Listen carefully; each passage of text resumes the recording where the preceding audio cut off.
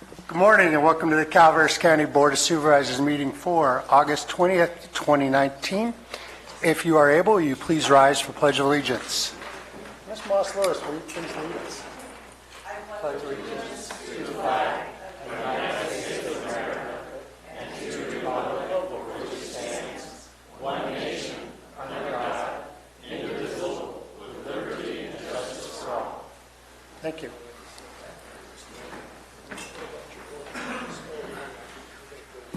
So we are to order. Madam Clerk. General public comment. Any item of interest to the public that is within the subject matter jurisdiction of the board and is not posted on the consent or regular agendas may be addressed during the public comment period. California law prohibits the board from taking action on any matter which is not posted on the agenda unless it is determined to be an emergency by the Board of Supervisors.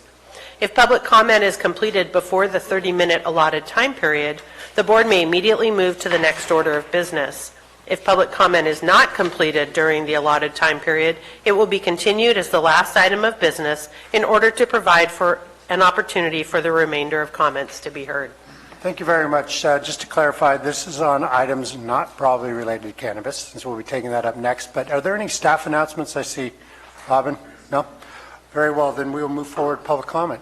Please, Will, come forward.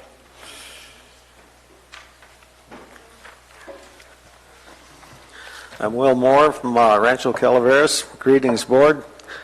I'm a member of the Hardwood Advisory Committee, not authorized to speak as the committee. In any case, I attended a Society of American Foresters conference this weekend in Mammoth Lakes. I went there expecting to get some presentations on forestry, but none of it was about forestry. It was all about the society. They had a quorum of four there, 4 voting members. They did business, approved the minutes and financial reports and all that. The rest of it was pretty much just entertainment. Dinner and wine and gondola rides and so forth and so on. It was a kind of a long presentation about the history of Mammoth Lakes, the geological history and the ski resorts and so forth and so on. So in any case, I'll be attending some forestry burn presentations in the future, and I'll report back to you when I have something to report. Thank you. You will. Mr. Stroud, would you like to go next? Sure. You really shouldn't say my name. Some of these people might use it. But okay, I can go now.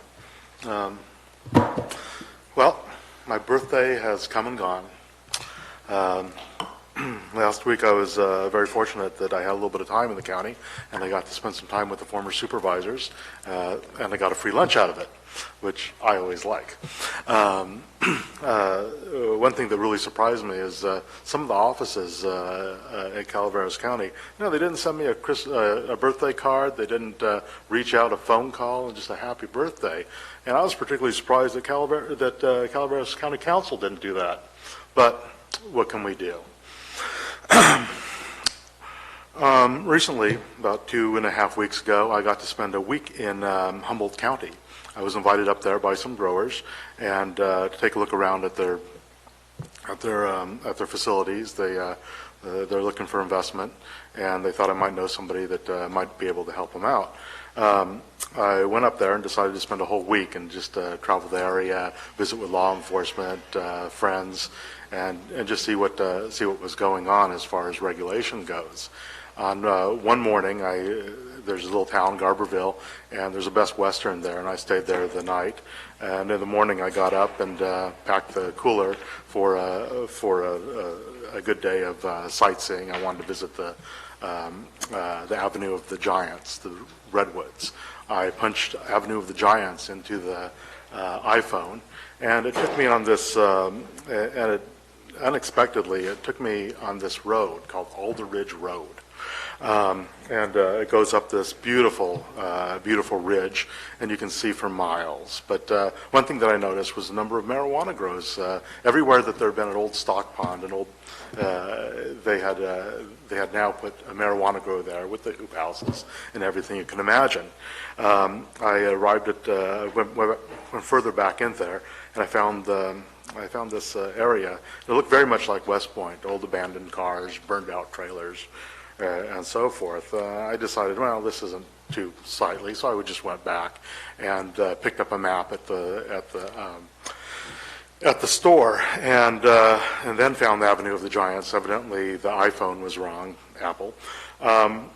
Yesterday, I had a conversation with some law enforcement here, and they told me to watch a show called Murder Mountain. Well, it turns out that where I was Murder Mountain, and all these terrible things that were happening there, I was oblivious to while I was there. But my fear is that in that establishing a marijuana ordinance, that you might create another Murder Mountain. Carl, come on. We have to stay with, excuse me, we have to stay within the, we're going to be talking about cannabis next. You can talk about cannabis, but you're talking about a specific issue on cannabis. I'm talking about cannabis ordinances. This is not specifically a ordinance. Now, I want my time back. Madam Clerk, why don't you take 20 seconds back? Can we do that? Okay. That was rude. That was rude. And I see you being rude with some of these other supervisors as well. You're not the king of the county, mister. Okay. So my concern is that that establishing an ordinance, you might create another situation in which a very rural area might become a murder mountain, and we might see a similar situation because it is off the beaten track. And as the sheriff department has said, it's a long, windy road to nowhere. But I do support regulation. I support regulation that is thorough and Thank you very robust. much.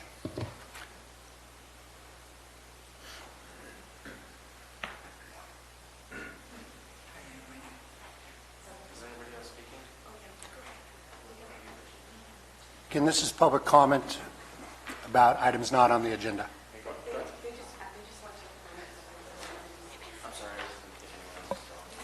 Good morning, Bonnie Newman from Double Springs.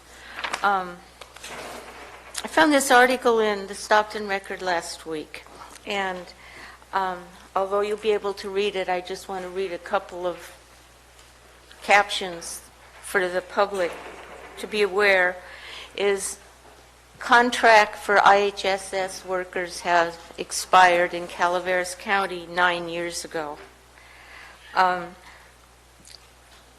What we're asking for is simply a decent contract, a fair wage, and fair benefits. And the other comments I'd like to make that there are only 36 out of 58 counties in California that have up-to-date contracts. Everything has expired, just to show the lack of commitment on behalf of the unions, not just my union, but the other unions that represent home care workers. 18 counties have up-to-date contracts, well, contracts that have been negotiated in the past 2 years. Everyone else is making minimum wage. Out of the majority of the 17 counties that do have up-to-date contracts, they pay their workers an average of $13.05 an hour. Now, I know I've mentioned that home care workers used to make $2 an hour above the minimum wage in Calaveras, but due to neglect, we've gone down to minimum wage. Now, we're not in negotiations. There are nothing going on in the union. But what I would like to see happen for home care workers is that next year, in addition to the minimum wage rising, they gain $1 an hour. The following year, an additional 50 cents. and the following year an additional 50 cents above that. That would bring us back up to where we were in 2009, and as far as ratio, and would give us a living wage, perhaps, to stay interested in the program, which we all may be fighting for in the very near future. My projection is our unions are going to be selling us out for private industry, private pay industry, and convalescent homes, and that sort, and to neglect the home care aspect. Thank you very much. Thank you. Next up. Morning, guys. My name is George Katsaros. Some of you know me. For those of you who don't, hi. I shouldn't even be here today, and the reason is because I have a wife who is severely pregnant. She's about to float away, and it's pretty dangerous, so I kind of have to stay at home at all times, but I have to. Ben, Jack, I've sent you guys messages. I understand you're busy. I get it. You know, you guys got 900 people at a single day coming at you with all sorts of things. Reason I'm here is for much different reasons. I know you guys have denied people who have made it, let's call it a majority of the way through the process, and then when something like a state license comes up that they never applied for because... You're talking about the general ordinance, not about the background checks, right? Yes, correct. I'm talking Okay. about just a specific case that really just only applies to me, to be honest with you. Okay, as long as we're not talking about the background. No, no, we're sir. good. No, sir. Continue. Okay, so the reason I'm here is to make a long story short, and Peter can actually verify this for me. We have emails, and he knows who I am. Planning Department knows who I am. I was one of your good ones, right? I paid all my taxes. You guys never denied me or anything like that. I was never rejected for any reason based on my own doing, anything like that. What happened was there was actually an error in the Planning Department. I was one of the first ones that you guys approved, and because of that, I was actually one of the ones to pay twice. Okay, so now because of this, though, I went in to the Planning Department to renew, and this was back in 18 or December, the year that it was banned, and I was told I couldn't. After several emails, Peter rectified the situation. He admitted that there was a problem that occurred, an error that occurred in the Planning Department. I had come in. He actually called me. He said, come in, pay for your thing, we'll get you your license. You can go ahead and apply for your state license. You'll be in the same path that you were on. I came in the next day. I paid. I went straight to getting my state license. 4 days later, 3 or 4 days later, the county had banned. My license was in transition. My license was in progress. And according to the state, I would have succeeded had the county not banned because I was good with you guys. I had paid all my dues. I had paid all my taxes on time. I had been one of the good ones. Courtney Meinhardt knows me. I am a good guy. I'm a family guy. All I'm up here to say is I pray, I hope that you guys will consider to make certain adjustments. Other counties have the ability to say, well, this person, has passed all criteria, but their whatever checks or something doesn't work out, we have the right to deny them because they're not a good person, because they're not actually doing the right thing, because they're involved with crime or whatever the case may be. Counties have a right to also say, well, this person passes a majority of the things. They're a good person, they're within good standing, they've been paying, we're going to allow them in. All I'm asking is for you guys to allow me back in. I can show you the emails, I can show you everything, I can show you that it wasn't an error on my part. All I want is to be back in good standing. I just never received my license because you had banned 3 or 4 days after I applied. It takes 3 weeks to get it. Please. Good luck with the new baby, and congratulations.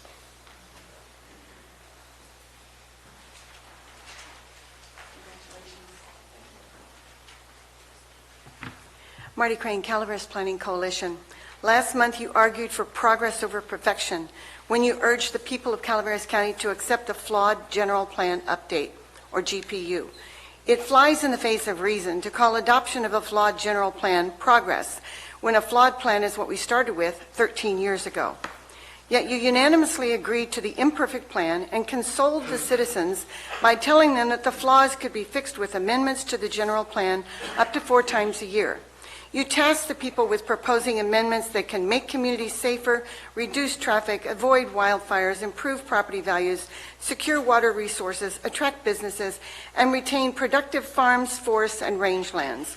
You even told us you would amend the general plan to add our community plans. You are asking the public to trust that their future input will be respected and welcomed. It's difficult to believe you because Planning Coalition members have already worked side by side with their fellow citizens for 13 years for a better general plan. During the last half of that process, our concerns have been minimized, our efforts discarded, our objections ignored, and our trust betrayed. Today, you promise to accept future general plan amendments rings hollow because the county continues to withhold from its citizens the administrative draft general plan done by Minter Harnish Planning Consultants. That plan may contain the very general plan provisions that would fill the gaps and fix the flaws of the GPU. That plan could provide the basis for amendments to the general plan that would provide us, if not perfection, at least something more than substandard mediocrity. The 2011 Minter Harnish plan cost taxpayers over $900,000. It was based upon 3 valuable rounds of vast public input collected from hundreds of regular people who attended workshops held throughout the county, including places neglected by the GPU, like Arnold, Murphy's, Copperopolis, and Valley Springs. It is the finished work product of a local government contract. Under the Public Records Act, the Minter Harnish plan was previously requested by the Calaveras Planning Coalition and the Calaveras Enterprise, 2 entities both keenly aware of the public's right to know what's in the Minter Harnish draft plan. If you are serious about public participation in amending the general plan in the future, if you want the public to trust that their input will be received and respected, then put this item on your agenda as soon as possible, vote to waive your acclaimed privileges, and release the Minter Harnish administrative draft general plan for all to see. Such an act of good faith toward building a better future together will speak much louder than your empty words. Please restore a little of the people's faith in the transparency and justice of their local government. Thank you. Thank you, Marty. Next speaker. Come on up. Good morning. I'm Judy Robertson from Murphy's downtown. I've been up here before, but some of you are new here. I was a teacher in the Bay Area for 40 years. You all know Torlixon, I'm sure. I was on the Drug Prevention Board in Contra Costa County for many years. And the only thing we ever got done was changing needles so that they were clean. We tried to do the DARE program. We tried to start new things that would protect children. I'm here for those who can't vote for themselves, and that's the children. As I said, I see them all as innocent promises of the future, and I can't say enough to not be blinded by gold. Don't do this. I'm asking you to hold on to the ban for the children's sake. Thank you very much. Neil. Good morning. My 2 children are safe, and I think there are a lot of safe children here in Calaveras. I'll just let that stand. We are agriculture, and to continue down this road that Ms. Moss Lewis has created, it's really rather indefensible that we are a potential nuisance is really just not true on its face. You know that we are farmers. And Janice, you've done a great job of chasing almost every good farmer out of this county. There should be a focus on going after the people that fail to participate in this. There has been no concerted effort other than to go down the list of registrations, people that were trying to work with this program, and go after them when there are admittedly a couple thousand illegal farms that never registered, never did anything, and they get ignored and left to operate, maybe 3 or 4 a week. But what kind of deterrent is that? Why is anyone going to want to be, well, first of all, you're not going to allow other people to come into this. You're restricting it down to the 25 number as best you can. And we will continue to jump through your hoops to get this done, to make this work properly. But, for instance, I know the county isn't willing to adopt greenhouse gas emission reduction standards, as we've watched you discuss, but you're going to impose them on us. No tractors, no ATVs. Go and tell any other rancher in this county that he can't use a truck or a quad, and see what kind of reaction you'll get, because I'm telling you now, if you're paying attention, that this is going to come to everyone's front door. It's not just us, the cannabis farmers, that are being treated differently here. As soon, everyone will be. And I just would appreciate a little more honesty in this whole thing. We are not different than our other agricultural right to farm county citizens. So just consider that, please. The children are safe, and they will continue to be. We love our children. Thank you. Thank you. I'd like to remind the public to address their comments to the board and not attack staff.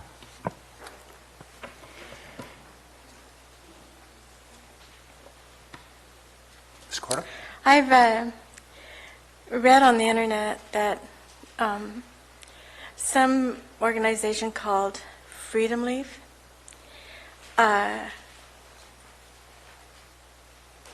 they want to sell the marijuana across the ocean and overseas, and because it's legal. It's not even legal here. It's against federal law, and people are just thumbing their nose up at it.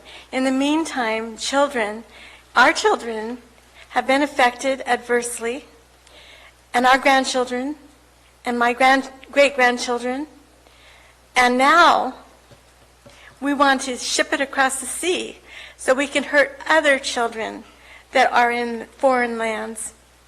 And I just think that it's abhorrent. I feel even more strongly about this than I did when I first got involved. And the sheriff has gotten a lot of people that have been growing it, but he said a couple of years ago that there were 1,200, and he hasn't come up to, there's still 1,000 out there. And you can see the trucks going down the road. They're loaded with it. And I'm going, nobody does anything about it. It's illegal, but nobody does anything about it. I can't believe it, and our kids are going to be hurt. Thank you. Vicki? Good morning, Board. I recently read a study, and I'd be happy to forward it to all of you, where they have actually been able to measure from 12 to 30%, depending on the state, where legal access to medical cannabis is available, 12 to 30% fewer opioid fatalities, because cannabis, being non-lethal, is a much safer alternative to opiates. And we lose, we've lost so many people to the opioid epidemic. To suggest that we're out to hurt children is absurd. There are patients in this county that had to register for commercial because they have seizure disorders and they just wanted CBD. We had work parties that we provided days of labor to families that were struggling with gravely ill children to provide medicine for them. It is a misnomer to say that this is dangerous for children. Nobody wants to get kids mixed up in a drug war, and these continued drug war practices are harmful to the community. They're harmful to our bottom line. And the people that were in good standing and people that could have been, if they, didn't see the ban coming, ought to be allowed into this program. It's just straight up exploitive to say, what about the children? When children are benefiting from cannabis, it is a neuroprotectant that protects their brains and their extremities from neuropathies from chemotherapy. It protects their brains from seizure disorders. And, this was a medical cannabis ordinance. There were abuses, but most people tried to act in good faith. And it's so tiresome to be treated like we're out to harm the babies when many of us got in this to help our gravely ill neighbors and friends and family. We're not all gun-toting thugs. We're family members. We're mothers, fathers, sisters, brothers, grandmothers. And we do this to try to help people. And yes, it's nice to be able to pay your bills. But all I hear is how greedy we are and what thugs we are and that we don't care about children. And that is simply not the case. Thank you. Thank you. Is there any further public comment? Seeing none, we will close public comment and move on to the regular agenda. Excuse me, Alice, were you waiting for public comment? Yes, sir. Okay, if other people have public comment and are out there in the hallway, I will ask that they come in. If I don't see it by the time Alice is done, I'm going to assume this is the final public comment. Alice? Hi, I'm Alice Montgomery, District 3, and I want to thank all of you supervisors for your hard work and the staff, if I may say that. Good morning. State of California registered environmental assessor and upping my Fed registered assessor as well. I need to talk to you this morning, first of all, about the general plan. Thank you for finishing it.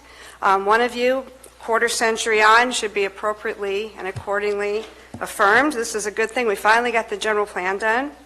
The addendum, I want to talk to you about the addendum that I saw to the cannabis regulation. The addendum contradicts itself. Reading it, I know it's not Peter Mauer's writing. And it is something I'm very concerned about. One thing, it says you need to comply with state and local regulations, but it doesn't address federal regulations, and you can't get out of that by just not saying it.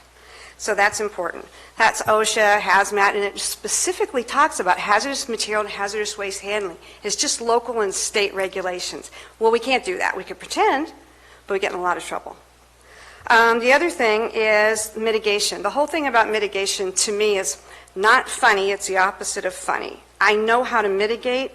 Mitigation has never been done since we started. The urgency ordinance, no one has mitigated anything. Very few environmental professionals have even gone on inspections. So to say mitigation and throw that out there, it really is not something that's going to happen. It hasn't happened, and it's really, really expensive. On 8/19 at 3:47 p.m., I called the California Office of Planning Research and talked to Ming. I read him about the addendum that's proposed to the regulation. And what he said is, it is illegal. It is illegal. This addendum, as written, is illegal. Now, he also said, our local planning director is our top dog when it comes to CEQA. But he also said at the state level, he can't break the law. So it's not fair to ask Peter to put something out like this knowing, we know that this would break the law. So I need all of you to really understand that. And with environmental regulations, the burden of proof is different. It is not innocent until proven guilty. It is known or should have known. Very important. 625 people as of today have self-transporting licenses. This is proposed. Over 4,000 growers. So now you want 190. What you've taken is you've taken a link out of the chain of custody. Those self-transporters are also supposed to check the efficacy of the marijuana. So if you remove that and have the growers self-transport, it may be convenient for them. It's not good for the patient and the buyer. I want to thank you so very much for your time. Have a great day. Thank you very much. Seeing no one else, we will close public comment and move on to the regular agenda. Item 1 is from the Sheriff's Department to introduce and waive reading of an ordinance adding Chapter 9.22 entitled Cannabis Background Clearance Badge to the Calaveras County Code and authorize a summary publication of the ordinance. Thank you. Under Sheriff, we will get going. This is the first reading of an ordinance. Madam Counsel, do you want to sort of tell how this process generally goes, so that public and board are well aware of what our process is? Sure. When the board adopts a non-zoning ordinance, there has to be 2 readings before the board. One is an introduction and waiver of the reading. That is where it is a hearing, the public weighs in, the board gives direction, and fully introduces the ordinance. If there is no substantive changes, then it will be published in the newspaper, or a summary would be published in the newspaper, and then the ordinance would come back at a later date for adoption. So today is not adoption, no final action. And then if there is substantive changes to an ordinance that is brought forward for introduction to the board, and the board wishes significant or substantial changes to the ordinance as it is proposed, the board has the ability to direct staff to make modifications to the ordinance, and if it's significant changes to it, staff will go back, make the changes, and come back to reintroduce the ordinance as directed by the board. So if there are substantial changes, this ordinance would be before the board 3 times. This time, to reintroduce it based on the direction the board gives, and then brought back for adoption. So that is the general parameters of the government code, and then there are other publication requirements as it relates to ordinances. Thank you very much. And how we'll do this is Under Sheriff Macedo and the Sheriff will make their presentation. We will ask questions. We will then open it up to public comment and then bring it back for further discussion by the board before closing the item and determining which direction we'll go. There are very few faces in this crowd that I don't recognize, so we've all done this dance before. I will ask, in fact, I will insist that we do this with consideration for each other, respect. I will not tolerate sniping from at speakers. If you have a problem with what the county is doing, you can address your concerns to the board. We will not attack staff, and we will treat each other with respect. We've done this before. We know how to do this. I know just about every face here. So let's all work together. Let's have a productive meeting and a respectful meeting that reflects well upon ourselves and our county. With that, Under Sheriff Macedo, you get the ball. Good morning. Jim Macedo, Sheriff's Office. I would trust that the board has had a chance to review the document. This is Chapter 9.22 entitled the Cannabis Background Clearance Check, and it involves the Cannabis Background Clearance Badge that would be adopted under Calaveras County Code. I have one request, at least when we kind of conclude or get towards the end of the day. I can only write so fast, and as far as taking notes relating to changes, having been here before, I know some of the board members are going to request changes, but sometimes it's hard for me to grasp what the group collectively votes to do, so I would just ask for some very clear direction moving forward as a group as opposed to individuals as we conclude at some point in time today, so that I can account for what the changes are. With that said, I'm here to take questions. Sheriff, do you want to make any comments on this before we get going? Sure, why not? Good morning, Chair and board members, staff. I've done some research, extensive research in the last 24 hours before bringing this to you folks. And there's some concerns that I have. So there will be some changes to this ordinance as it stands today. I want to bring some things to light to some of the board members just for information purposes at this point. I know that there's been some concern about some of the fees that are going to be charged for this process. I was in the hazardous waste business for many years, and in order to get into the hazardous waste business, you have to spend 40 hours in a classroom to get a certificate, and it costs you about $245. If you want to get a refresher course, which you have to get every year, it's about $100. If you want to get a contractor's license, it's going to cost you about $1,200. If you want to be a mechanic, I have a mechanic down here that works for us in the shop. He's an ASE certified mechanic. It's $36 to register for the classes, and it's $74 for each test that you have to take, and you have 3 tests you have to take. It's about $258. Teachers pay, substitute teachers, mind you, pay $115 annually to keep their sub-certificate valid. Cops costs us about $5,000 to put somebody through the academy, and if you're doing it on your own, it costs you about $5,000 to go through the academy. My point in this is that every industry, it costs you money to get a job. And I've had some board members tell me that they don't think that we should be charging people to get these background badges or to get background packets or to go through the background process. My job in this county is just keep this community safe.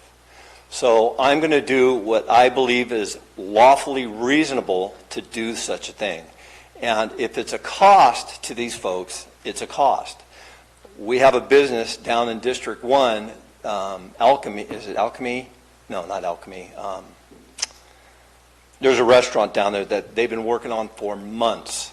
Anybody that has a business knows that it takes time to put a business together, and it takes a lot of money to put that business together. And what we saw in the urgency ordinance was a mad rush. Let's get these people growing. They got licenses before, or they got to grow before they got licenses. I don't want to see that mistake again, and it doesn't sound like that's going to happen. But there's other processes to get these people certified through the state, through the county, and through background checks before they start growing. If there's a backlog for any whatsoever reason, that's part of being in business. You're trying to take a business that is huge and cram it into a real small hole, so there's going to be a backlog. It's not like we have a bunch of contractors standing here trying to get a contractor's license. These are people that is a new industry that are trying to get started in this business, that's fine. I'm okay with that. It's a business. But if there's a backlog, that's part of being in business. It takes time to get businesses. How long did it take you to get your business up and running, or a bar that you may have owned, or anything that you do? It takes time and it takes money. So I don't want to see the county force us, the sheriff's office, or county personnel to get stuff done because you have a timeline, because these people aren't going to be able to start growing on April 20th or whatever the case may be. If they have to wait 6 months, so be it. Again, you have a business down in Valley Springs, I know, has been working to get that thing open for quite a while, where the old Napa was. And I'm drawing a blank on Da Vinci's, thank you. They've been working on that for a while. So if it's something that takes a little bit of extra time, so be it. I just don't want to see us force this process so that people can start growing, because they're going to lose out on 6 months. They haven't been growing for 2 years now. They're still here. If they want to grow, they're going to wait another 6 months and get one growth cycle for the year as opposed to 2. Is it going to cost the county a little bit of money? Absolutely. We're not going to see those extra taxes. But the problems that it will bring if we don't do this correctly are problems that we don't need. Okay? So that being said, I want to move into, I've made some changes I would like to see made in the ordinance that my staff brought forward, is to take out the employees from having to have a background check done by the sheriff's office. I think that in any other business that is out there, be it the teachers, mechanics, or anything like that, it behooves the employer to do that background on their employee. so that they know that they have a legitimate employee. I was on the internet, and there is a company in Novato, there's a company right here in Elk Grove that specializes in doing background checks for employers in the cannabis industry specifically. So there are avenues for these employers to get their employees' background checked. And again, it behooves them to make sure that they have people working in their industry that aren't going to rip them off or cause them problems. So I think to relieve some of the pressure off of the county and my staff and some of the cost concerns that are out there, that the employers are required through the ordinance to do the background check on their employees. Once their employee passes their background check, they bring that name to the sheriff's office, and we still are going to be issuing an ID card so that when my folks or co-compliance or anybody shows up on that site, they know that that employee is supposed to be there.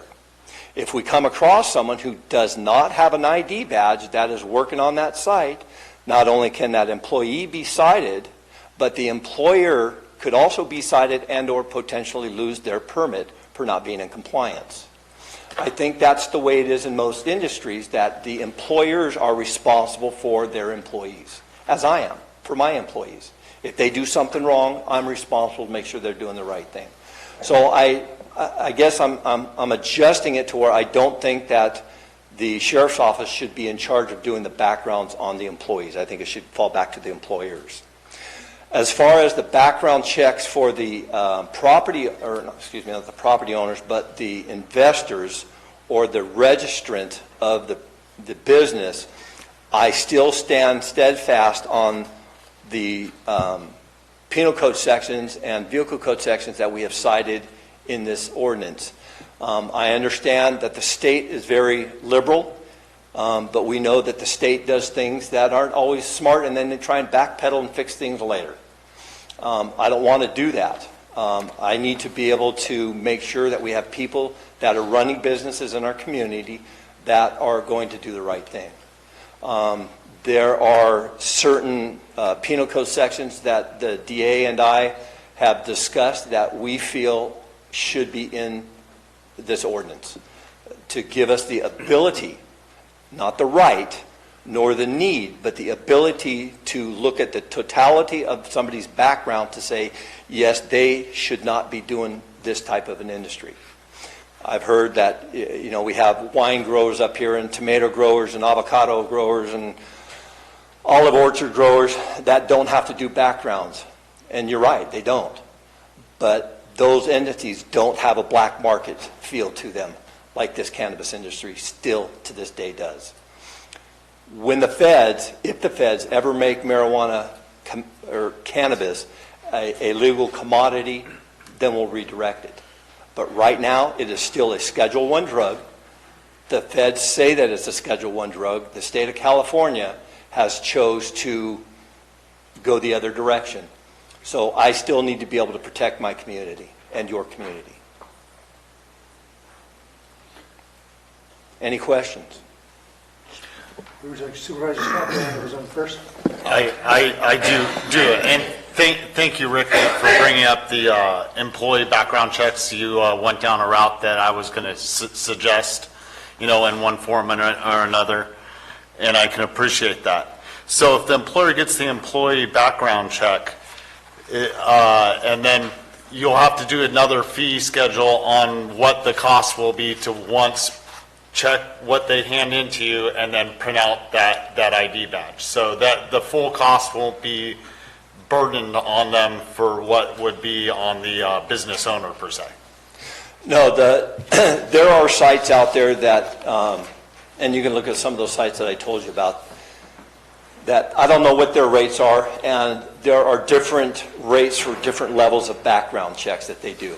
I'm not expecting the employer to give me that background. Again, like we cannot share. State cannot share their background information with us, and I can't share it with anybody else, nor can that employer share that background information with me.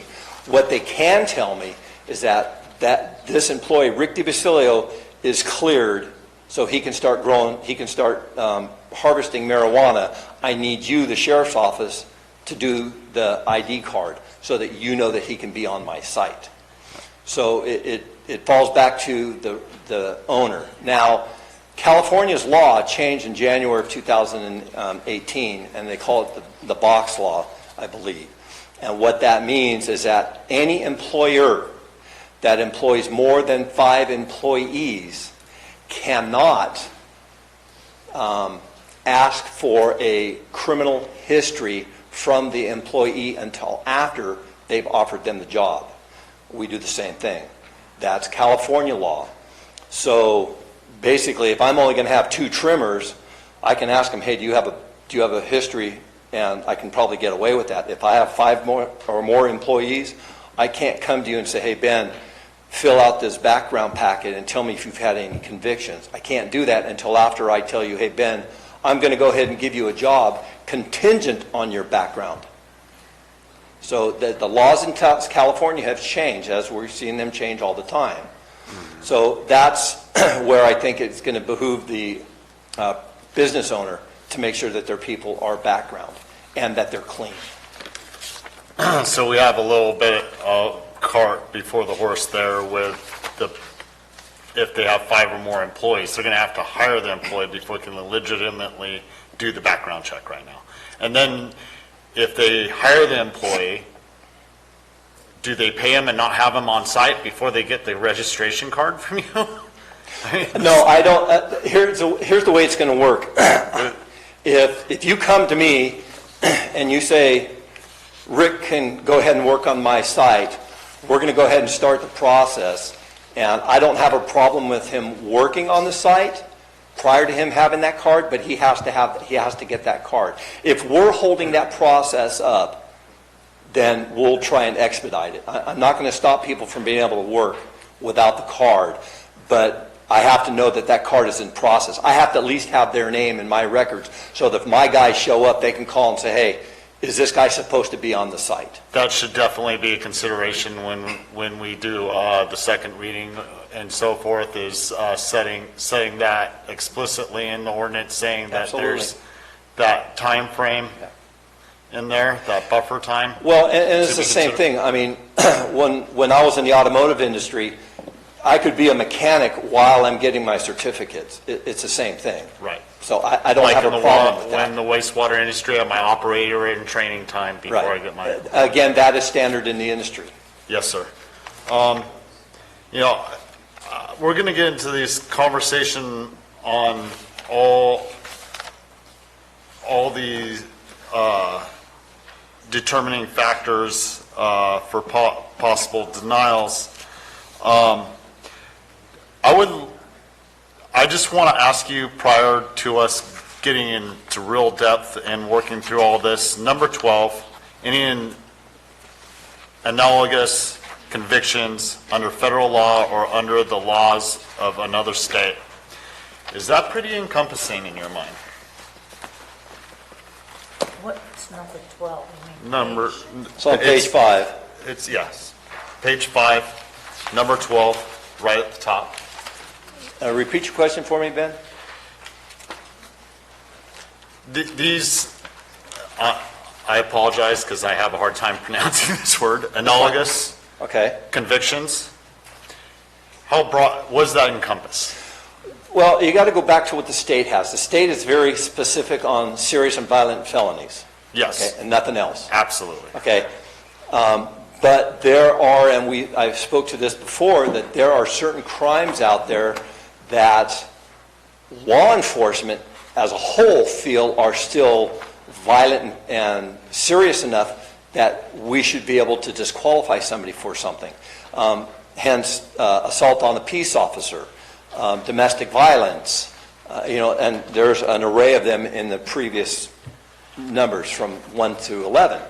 So this just is a catch-all that if there's any other laws outside of the state of California, because it's funny, if you've never been to another state, and I've been to a lot of seminars in different states where they have a class 1 misdemeanor, a class 2 misdemeanor, a class 1 felony, and a class 2 felony.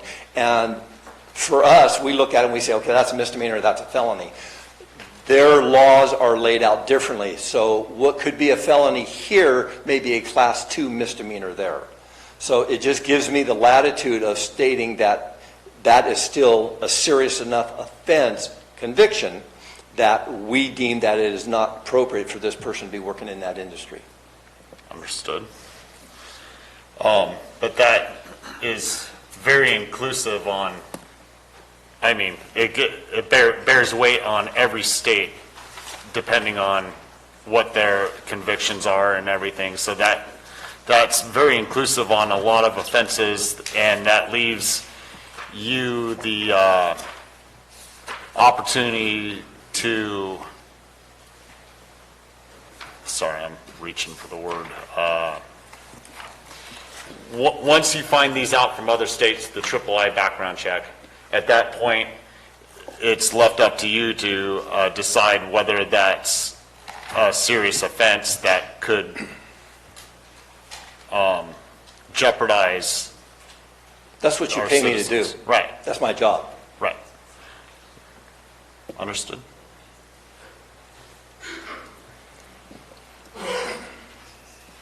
I'm good for now.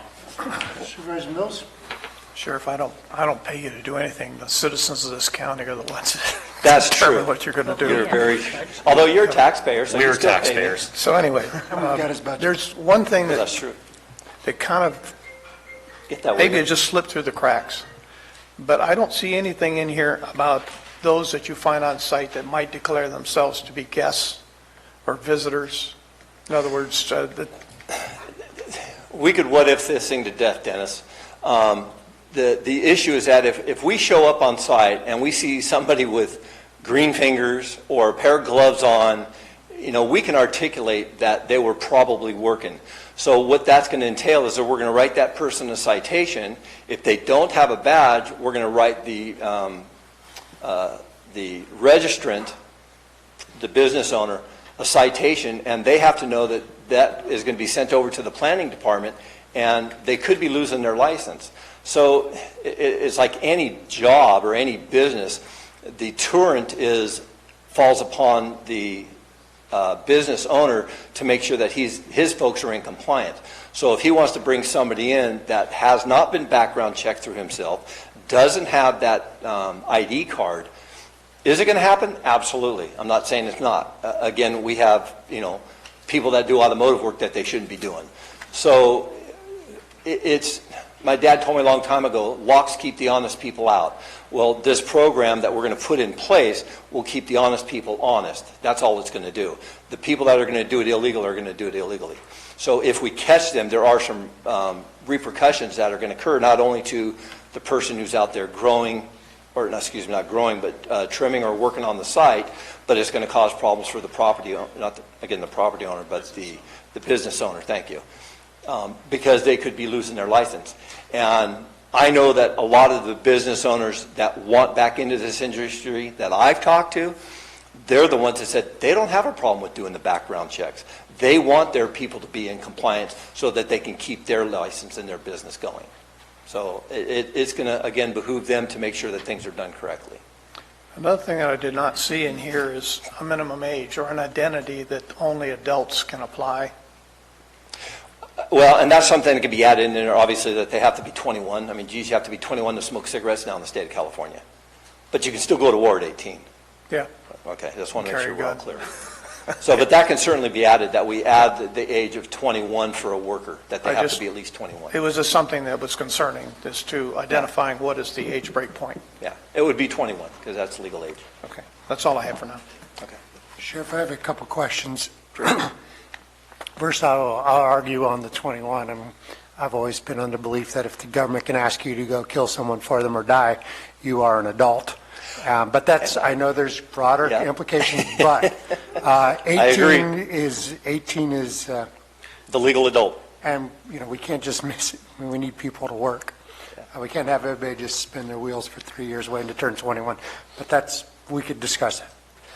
What I'm curious about is, when we talk about the employers doing the background checks, I'm just trying to think of logistics, how this works. What are they going to be checking? Or, is it every employer's got a different standard? Are we going to set a standard for what sort of a clean background. I'm just thinking, okay, Rick's Cannabis Farm needs to hire Jack. What is the sort of, you tell me, Jack, go get a live scan or whatever it is. I come back and say, my live scan came back clean. And I go down to the sheriff's office with the piece of paper that says, my live scan was back, went clean, Rick vouches for me. I mean, is that it? Or sort of where are we at? I'm just trying to figure out the pieces. And this is all new, so I haven't thought this all the way through. Here's something that a lot of people don't really understand. I'm going to step aside and let Under Sheriff Macedo swing into that one. Go ahead, Cap, or Under Sheriff. Excuse me. There's two different ways to handle that. You could send the entity that's doing the backgrounds. Actually, let me back up. We'll have to establish a custodian of records under the State Department of Justice. The Sheriff's Office already has a custodian of records. It's our records manager.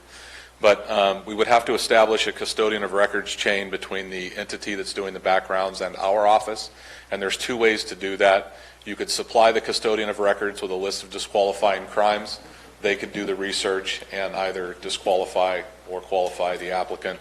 Or they could merely go to another location to have their fingerprints done, and then we could access that database at the sheriff's office for those of whom have been fingerprinted, and then we could compare those back to the list of disqualifying crimes. That decision has not been worked out yet, obviously, because the information the sheriff had was relatively new, and that's something that the board would discuss. But that's what, in short, the mechanism could or would look like, and that's what it looks like for those individuals who do licensed childcare, coach in youth sports, those that have to have background checks for a variety of different reasons. Thank you.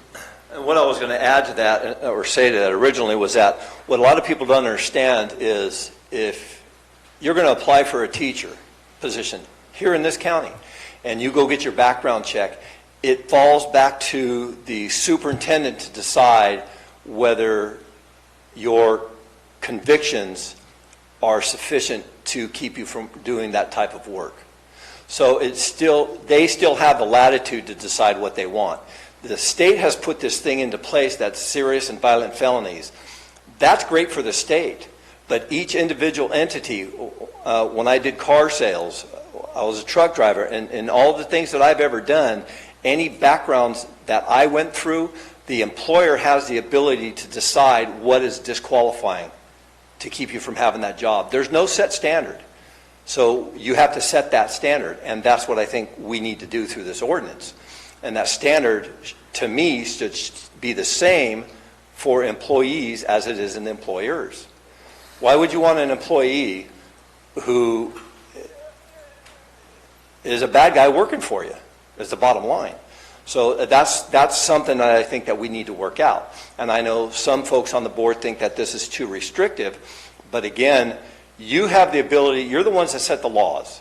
You tell me what laws. I'm telling you what I think should be in there, and then it's up to you to decide whether you truly believe that that's something that is associated to the marijuana industry or not. Okay. We will have a couple more questions from Supervisor Stopper, then we'll go to public comment, and then we'll come back and we'll hash this whole thing out. You know, I could hire someone to work in my grapes, but they still can't drink the product. It's 21 versus 18 thing, so. There you go. It's legal to smoke marijuana at 21, but I don't know if we should restrict people's ability to earn a living. And I'm not trying to restrict anybody's ability to earn a living. I'm trying to keep the people, here's a for instance. Last year or the year before, we had a trimmer come into our county from out of state that went up and ripped off 4 houses in the Murphys area. Is that the kind of people that we want in our community? Had I been able to do the background checks or had background checks done on him, we would have known that he had a criminal history and he shouldn't be in our community. I don't dispute that. I'm stuck on the 18-21 work thing. But that's sort of a side, I didn't change that's a sideshow to where we're going. I didn't change that. Agreed. Your service here is to protect the citizens of this county, and that should be our number one priority of all of us. It's how we get there is what the discussion is Absolutely. today. In 1821, An 18-year-old can't serve liquor at a restaurant, though, also, even if they aren't drinking. So there's going to be a more discussion into that going both ways, you know. Well, I think the state of California, Above our pay grade. the state of California says that they cannot work in the industry if they're under 21 years of age. That's got nothing Yeah. to do There you with me. There we go. There you go. End of conversation on that. Yes. I'll leave it at that. Let's let the public. Well, Ms. Callaway would like to. Rita? Thank you. If someone has been cleared in another city or county, because we're talking about generally migrant workers, is that something that would be accepted by your office if they have been cleared in Mendocino, Humboldt, wherever, Santa Barbara, Lake, doesn't matter? Well, this conversation has changed, and I think because the business owner needs to protect themselves, it's going to fall back to the business owner to decide whether that person has a clearance or not. Again, we're not doing those clearances, Supervisor Callaway. That is going to be on the business owner to do that clearance, and if he wants to come to me and tell me, hey, this person is clear, and go ahead and issue him a card, I'm going to go off of what that business owner tells me. So if there's something that you want to add to the list, and it's not something like, let's say, you mentioned attack on a peace officer, but that's not something that the state has, but a worker has gotten a Tier 1 clearance through the state and they've done all that, are you sort of double checking that? I'm not clear on the mechanics, and maybe we need to work through that. I'm the employer, I've hired someone, they've been cleared in, Lake County or Mendocino or wherever. When you say cleared, they've gone through the background check required by the state. Okay. Okay, and they have. But the state is not requiring background checks for employees, only for employers. Okay, so that, I appreciate you're taking employees out of this. I think that an employer should just be going through the state, through the Tier 1. And I understand your position, but they cannot get their state license until they've gone through it. Correct. So if there's something real special that you think should be added to a employer in Calaveras County, I could possibly. Everything I put in here, I believe, is specific to employers. And that's above and beyond what the state wants? Correct. And again. All of those penal codes Yes, ma'am. that are listed Yes, in ma'am. the 16-page ordinance? But there's actually only 11 spots, and it's not all specific. The 16 pages encompasses their appeal process and everything. But if I go to page. If you go to page 4. Let's say page 4, and it lists all these penal codes, these are above and beyond what the state Yes, ma'am. has? And I stand by those. I thought so too. When I started looking, that seemed like they were the state's. Okay, for me, I don't see why we have to double down on an owner. Well, And I understand, it's just maybe you and I will agree to disagree on this, and it'll take a vote of the board. Yeah, I want to make sure that we're clear that the state only takes certain, certain crimes that are considered serious violent felonies. Right. Again, in the law enforcement, we feel that these are serious and violent enough to warrant also being able to discourage people from being able to be in this industry. Okay. And again, it's personal. It's my personal feeling, and D.A. Yooks. Her and I are the ones that put this together. I mean, there's lots of penal codes in here. Counselor? I'm Brad Jones. I'm Deputy District Attorney. I'm here for Ms. Uke today. I thought it would be helpful if I said a couple things because the district attorney works so closely with the sheriff in creating this draft ordinance. I had a strong hand in proposing a lot of the enumerated sections that Ms. Callaway, you were just referring to. And to give you a little bit of my background, I've been a prosecutor here for about 11 and a half years. And during that time, I've prosecuted gang cases, I've prosecuted narcotics cases, and I've seen a lot of those different cases come across my desk and in the courtroom. I also have more experience reading multi-state rap sheets than probably anybody in this courtroom, even the sheriff and undersheriff, because of the nature of my job. I often compare out-of-state statutes to California statutes and to see if I can give prior offenses. So there's 50 states. Every state has a different definition of murder. Every state has a different, in California, you probably heard it on TV, it's 187. That's California statute for murder. Nevada, Arizona, New York, Massachusetts are all going to have different statutes. Louisiana's even stranger than some. But the point is, when you read a title of a statute, it doesn't always tell you what it is. You have to go a little deeper, and I've done that quite often. So, yeah, some states call, simple possession of a joint might be a felony, but that's not really an analogous statute to what's in here. So if you're thinking it's going to be overbroad for some of those reasons, what this is just saying is, hey, as if it's a serious violent felony or something else on this list, in Nevada, that should preclude you. It shouldn't matter where you committed that offense. That should be looked at as the same, and you do that by looking at that statute. So if anybody had any questions about a specific statute and why it might be important, I might be able to shed some light on that based on my experience or why I might have recommended it to the sheriff or the district attorney. Also, based on my experience, I think it's really important to have everybody on site at a cultivation site to have a badge, to have an ID card.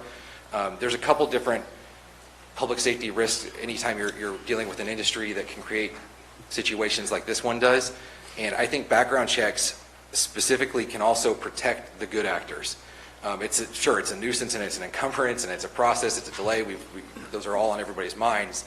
But it also protects them from coercion and infiltration by criminal organizations. So, if I was going out to do this, I would certainly not want to be involved with a criminal organization, but it happens. I've seen cases in this county where people have extorted protection money out of people cultivating, whether it was illegally or illegally. Those kind of opportunities exist here. And there's certain kind of situations where it depends on your ownership thing or whether your employer is doing it now, whether your employer or the employee is doing the background check and where they're doing it. But to have everybody on site being able to be ID'd really makes the regulation easier to enforce and can protect everybody.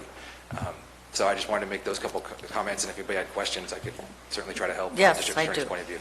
Thank you. Calvin? Why 10 years versus maybe 5 years? I'm looking at page 4, that if somebody does their time or what have you, we're saying you still have to wait 10 years before you can apply for a badge? I mean, what happened to, we're trying to get people back into society and become taxpayers. Sure, but I think we can both address it. Actually, the undersheriff would probably address it specifically. Go ahead. So why that was. But from my point of view, I think 10 years isn't enough, or there should be some stronger language on some of those. There's some discretionary language in the ordinance, but if somebody does 25 years for murder, that conviction is 25 years ago, they get out on day one, they're eligible on the presumptive level. But felony probation is often 5 years, misdemeanor probation is typically 3. So somebody that commits a crime within the last 5 years that's disqualifying on this list is usually either incarcerated or on probation or parole within that 5-year period. I'm not sure if the undersheriff has anything to add on that subject. But sure, you're supposed to be rehabilitated. There's also a section that takes into consideration, I think it was in the appeal part of this ordinance, but correct me if I'm wrong, there's certain things you can do. You can get a certificate of rehabilitation, you can get a governor's pardon, Right. You can get a motion to dismiss and expunge or seal after successful probations. There's a section called 1203.4. There's other things in there that can show rehabilitation, but for the presumptive nature, it's not a different category. So that's my opinion. I'm wondering, well, what's our probation department for talking about rehabilitation if we're telling people they have to wait 10 years to pull a hose in a garden? It always makes me happy when it does happen, And those are always the cases I like the best, is when you see somebody get probation or a sentence and they never come back. But in my experience, a lot of times when people commit offenses, they don't make it the first try through probation, and probation's goal is to get people back into society. But within that 5-year period, nothing is going to be a perfect scalpel to try to protect the community and the industry itself. But at some point, would maybe the perfect person get weeded out by that 5-year or that 10-year thing? It's possible. Is it going to be the perfect ordinance ever? No. It's just as good as we can possibly get it. Okay. So, one more. Are all of these codes that are on page 4 in addition to what the state requires?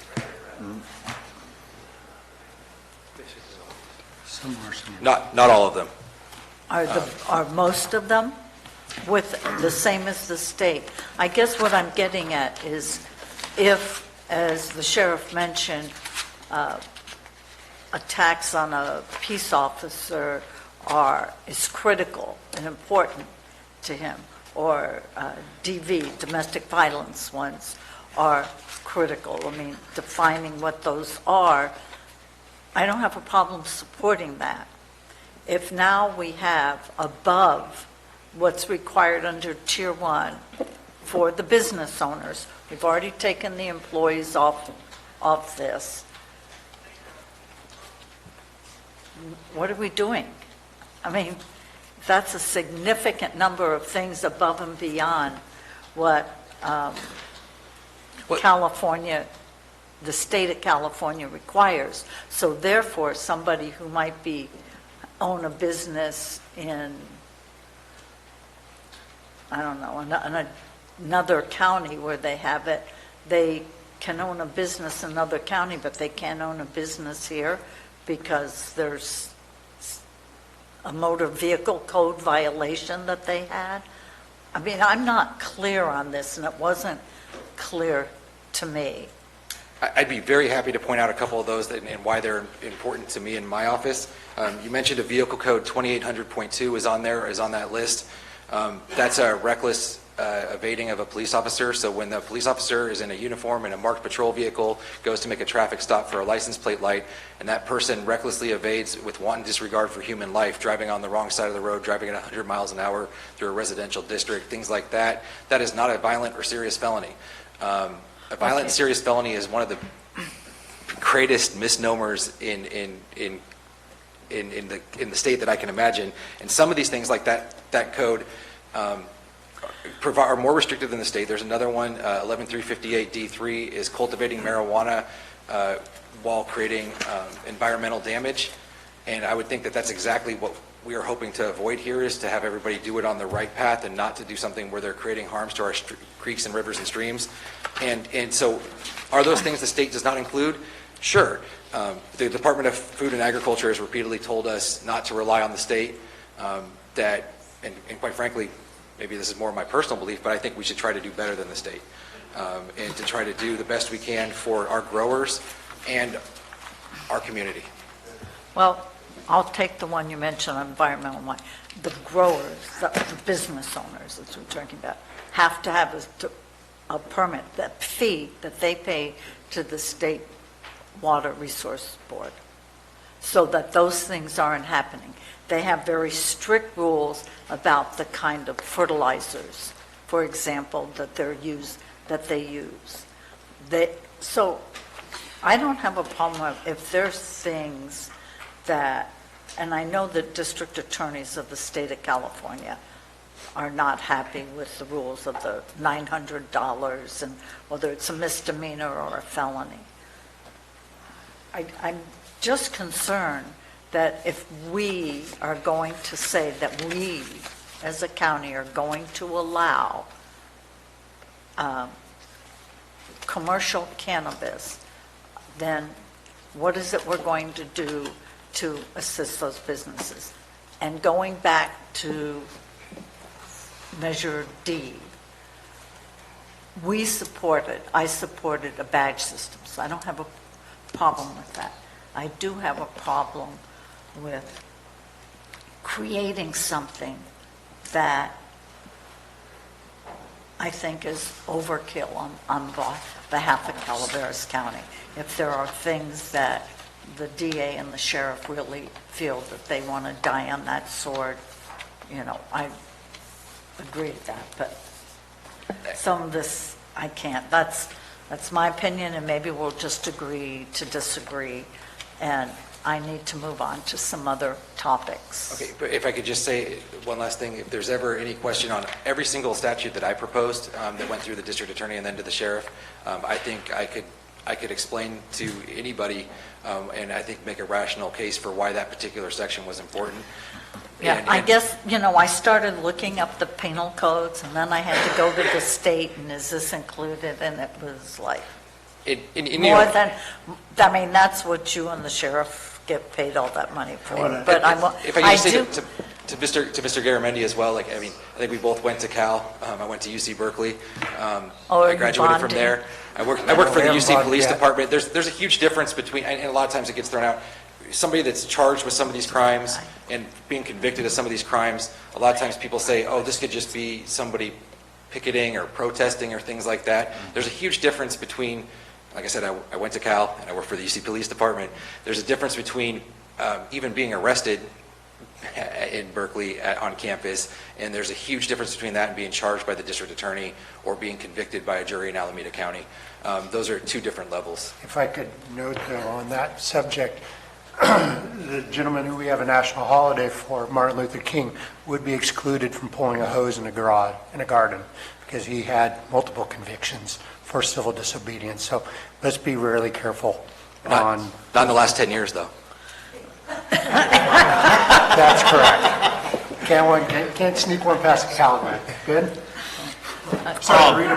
I'm sorry, Rita. And some of the things my fellow supervisors are bringing up are concerns of mine also, whether these are onerous or not, because they're pretty inclusive. And earlier, where I was going is, so if a joint in another state's a felony, and here it's either an infraction or decriminalized, the way this is written, the way I read it right now, it leaves discretion to the sheriff to pick and choose, regardless of what it is in the state. Now, not saying that I don't trust Rick to make a good judgment, but who knows who's going to be in that position in the future, and do I want to just hand that judgment to anybody in the future? So do you agree that this leaves that discretion to the sheriff at the point where even irregardless if it's decriminalized in the state, that if it's a felony in another state and they got in trouble for it within the last 10 years or so, that this could get them denied? I do not read number 12 like that, the catch-all for the multi-state, because that's under the presumptive language of these disqualifying offenses within the previous 10 years. So, but you include this ordinance in its entirety, it does leave discretion to the sheriff to choose. I don't think that has anything to do with that catch-all phrase, and I've spent most of my time focusing on the presumptive language of the disqualifiers. So I think that's probably a better question for either county council or for the sheriff to propose the entire statute. Okay. And then another thing I did have written down is I had a possible suggestion for the 5 years instead of 10 years in line with felony probation. If I can, I'm sorry. Go ahead. I was going to say, what I think I'm going to guess where we're at is that there's going to be significant revisions to this document. We're going to have to bring it back again for a first reading. Just alone on what the sheriff has recommended is significant enough. So what I want to do is take a break, go to public comment, and then let's come back and ask those questions of the board so that we give staff very clear direction of what we're expecting in the next version. Thank you. Dennis, do you had some comments before we take a break? Just one real quick one. If I were to summarize what the district attorney's office and the sheriff's office have worked on here, is that you're really talking, Sheriff, about risk reduction. You're talking about looking for people who have a propensity to commit and trying to find a way to weed those out and in essence, keep the entire process as safe as possible. Correct. So, and I took the time to read all of these penal codes that you've got listed here in that vehicle code. yes, these individuals that would be categorized here in this list would be people that you would consider bad actors, and you just don't want them engaged in our system in any way, and in essence create a problem, which we could avoid simply by making this action now, rather than trying to go through and determine which actors are bad or which ones are badder. So basically, we're trying to get ahead of the game as opposed to trying to play catch-up. And to me, the state's going to be playing catch-up. I agree. That's just my opinion. And I agree. Thank you. All right, Supervisor Toffenelli? Yeah, Sheriff, just to clarify some earlier conversation we've had about background checks of employees. I want to be completely clear of what you're suggesting. You're suggesting that it's up to the employers to do their own background check if they want to? No, they have to. Okay, so you're suggesting they have to. So, yes. So you're also suggesting then that you will put together, along with the DA, a certified list of companies that you will accept their background checks from the employers. So when they come and say, I want a badge for this employee, and Steve's background check, they did the background check for me, so I want you to issue a badge for him. You're going to look and say, well, Steve's not on our list. Steve's background check's not on our list. This list comprised of maybe 10 companies, 5, whatever. You'll have to go back and get one of these companies to do the background check, that's acceptable to us. So I'm trying to clarify this so it's very clear what you'll accept and what you won't accept when somebody comes to you as an employer and says, I want badges for these 3 employees. Employers that do background checks typically use, there's a multitude of different services, or like Under Sheriff Macedo said, they can send them to the sheriff's office. All background checks need to go through the Department of Justice. There's not a service out there that's probably not going to go through the Department of Justice. And if I'm incorrect in that and somebody knows, please step up and say something. But all background checks that I'm aware of, true employers go through the DOJ. So in essence, whether you use Billy Bob's background check or whoever's background check, it's still got to go through the Department of Justice. So they will be asked to produce some type of clearance certificate at the time. That's what I'm trying to clarify. When they come to you to issue a badge, they will have to show that they have gone through some type of background check. The business owner just needs to give us something stating that Rick DiBisello has gone through the background and he is cleared to receive a badge. That's what I want to clarify. Yeah. Okay, thank you. Okay, we're going to take a 15-minute break. We will be returning here at 10:40, and we'll start with public comment upon the return. Thank you.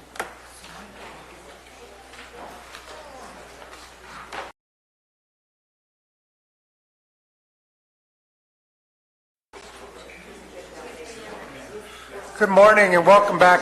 Welcome back to the Board of Supervisors.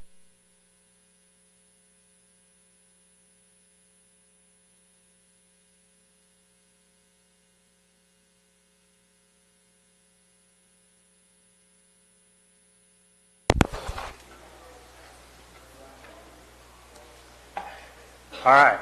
Sir? Yes, ma'am. Right now, is the public comment on the whole thing, or public comment on the discussion that was just heard? Public comment will be held on the agenda item that's in front of us. The whole agenda item? The whole background agenda item, yes. Okay, not just what was just specifically, No, ma'am. If it's related to background checks, you have 3 minutes. So, we'll begin. I will emphasize again, everybody, please be respectful of each other. If you would like to speak, we can take up to 5 in the back. It helps me keep track and pace things. I'm going to be a jerk if people start being jerks to other people. Let's not do that. We all know each other. We all know generally where we'll be coming at. And so let's get your input up here. Bill, lead us off. Bill McManus. As a veteran, I was particularly offended by the comments that Supervisor Garamendi made, referring to our brave military personnel as hired killers. Obviously, you don't know too much about it, because Bill, please I serve don't in the Army as interrupt me. well. This is my microphone. You wait. Will you please give him back 5 seconds? When you serve in the military, you're just as likely, if not more likely, to be a higher target. So your comments were inappropriate, and I want to tell you that. Okay, when we get to the substance of this, of the badge thing, first of all, I didn't see anything in here that explains if there's an expiration date. Are they good for a year, 6 months, whatever? Didn't see any of that. Are they good for life? Another thing that was not covered is, given some of the things that happen in this industry, there's no provision if you go out, if the sheriff should find someone who doesn't have a badge and they say, well, I lost it, or it was stolen, or my dog ate it, or something like that. What's the procedure for replacing that card? And do the inventory of unused cards have some identifier so that those can't be pushed off and modified and someone can actually sell them because of the cost to get them? The other thing is in 922.10 under M, worker. It goes on to describe all sorts of activities here, manufacturing, distribution, all sorts of activities for marijuana, which don't exist right now. They're not in our code. So I think maybe you should clean this up a little bit and say that, take this group out and just say 1795. If you put it in 1795, it'll be in here. This is almost tacit approval that if you get a card, you might be able to engage in these activities, which are not permitted in the county.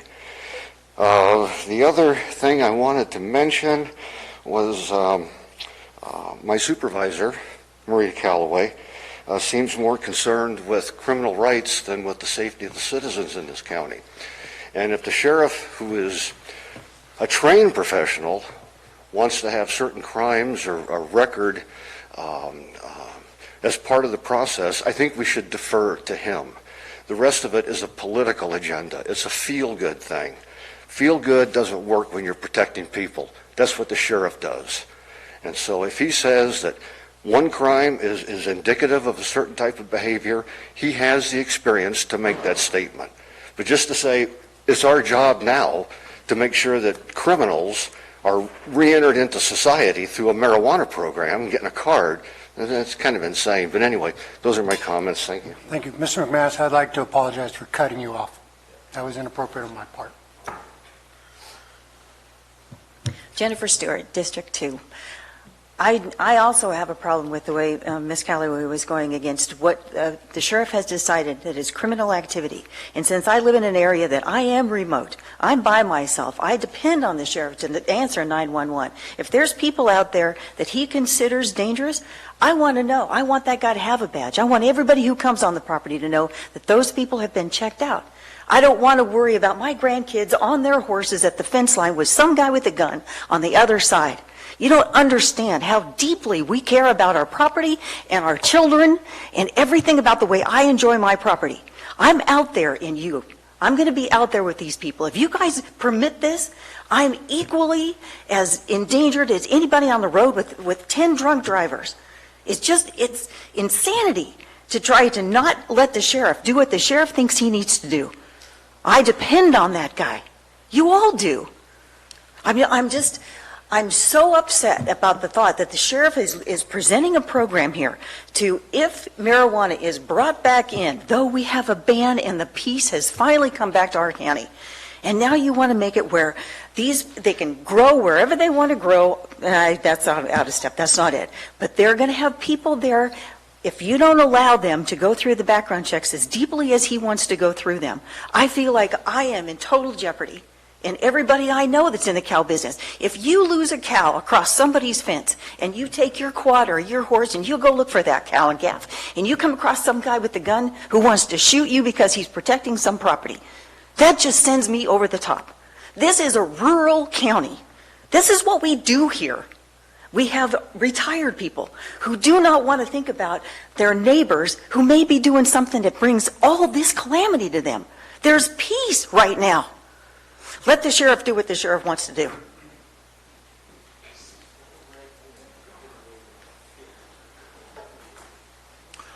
I let the sheriff do what he wants to do. I also let Maria Callaway do what she wants to do. I think that it's a very vibrant community that we have here. Bear with me for a second. I'd like to tell you that Megan Stedfield, your county council, wished me a happy birthday with a smile, and I do appreciate that. And it's the first step to a better relationship.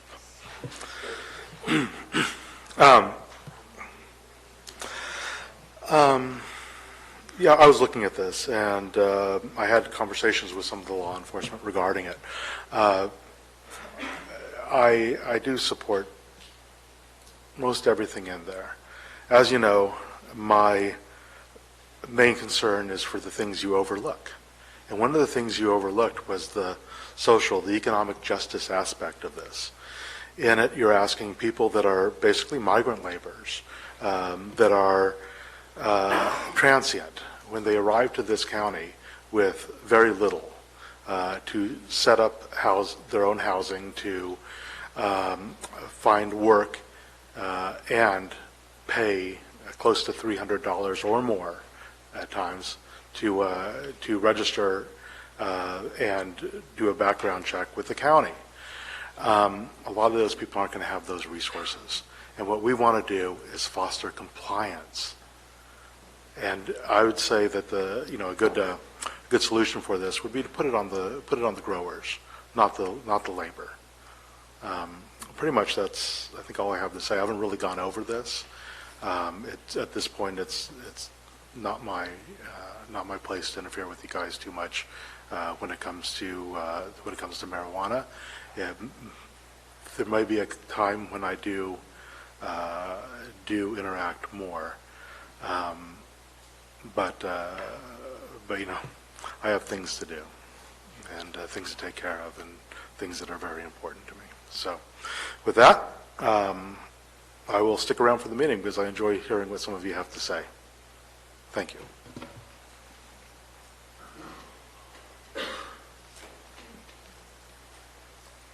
I'd like to begin by thanking the DA and the Sheriff's Department for the presentation today.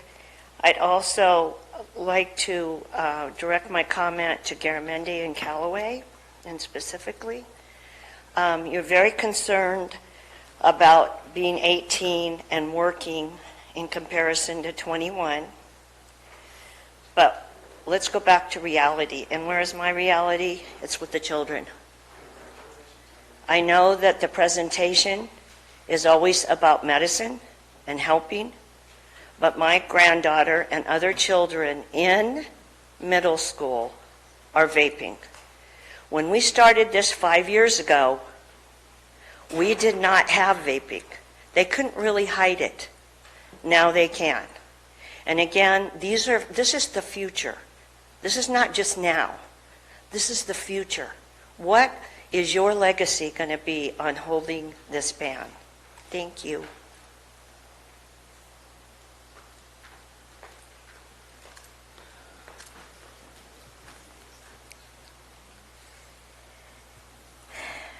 I am a great believer in prevention.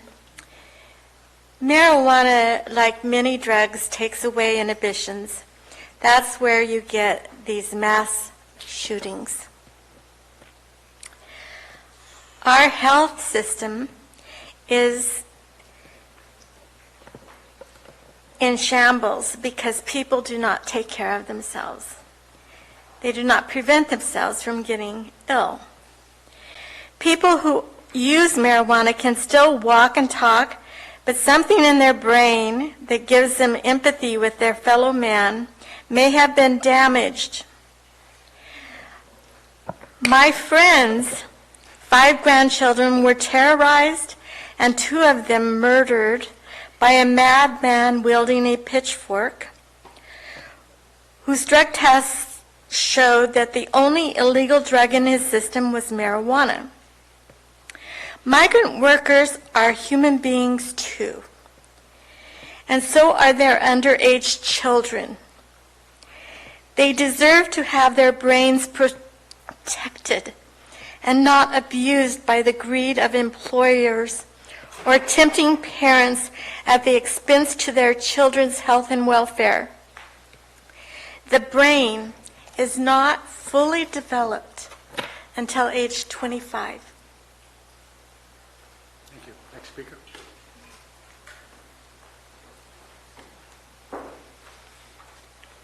Morning, Mike Falvey, District 2. Mr. Garamendi, I was an 18-year-old in the Vietnam era conflict, was drafted, and I took no personal offense to what you said. I just consider the source. Speaker. Good morning, Board. Bert Schufelt from Murphy's. Just a few comments about the ordinance about background checks. I like a lot of what I heard the sheriff just come out and say. I thought that addressed a lot of the concerns that I'd had coming into this. As a business owner that had to go through the prior process with the UO, I'm not too afraid of what we have here in front of us to do as owners, but for employees it seemed onerous and maybe unnecessary. I want to protect my business. I don't want to hire someone that we have to worry about. And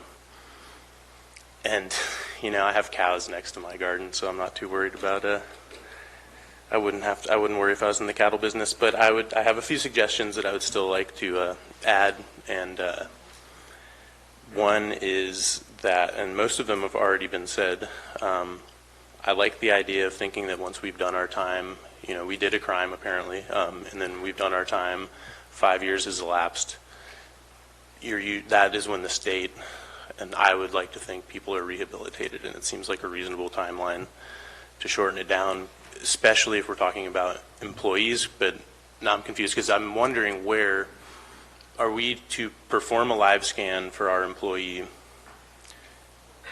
and will there be a list for what we need to look for on that background for our employees? We need to know that, and I would prefer that list was gentler, easy, nicer, and less of a high standard for employees than it is for an owner, because I have a lot of responsibility.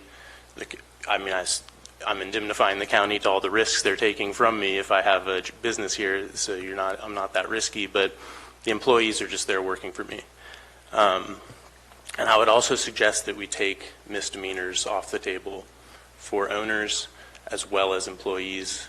I can see why we'd want to hold owners and operators to a higher standard and would understand how that could stay. But I think for employees, I liked the civil disobedience line, because I know that some of those charges are the kind of charges you end up with for picketing or sitting in. And the fees, I would also suggest that maybe it's nice, that we keep them lower. I don't think that the tiers are necessary, and that if one level can be achieved and it can all be at a lower cost, and it can probably happen a little quicker. Thank you. All right.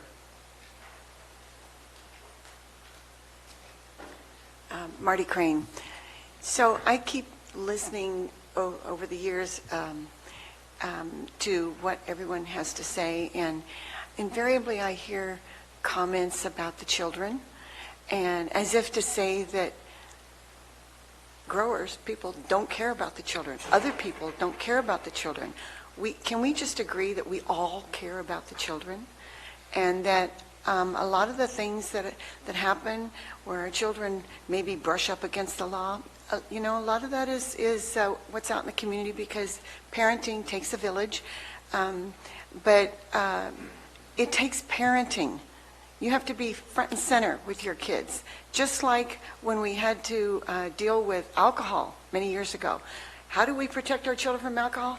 Education. We teach our children. We cannot abdicate our responsibility as parents to the schools. We do that too much, I think. Or to the sheriff.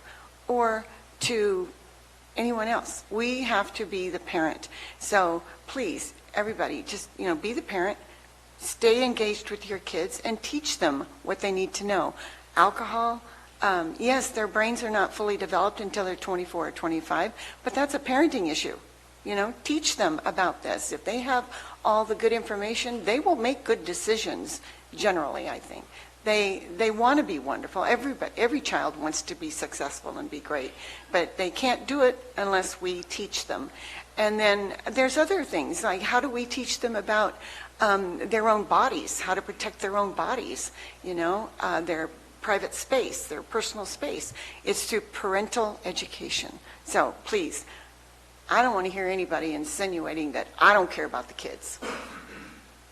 Thank you. Al?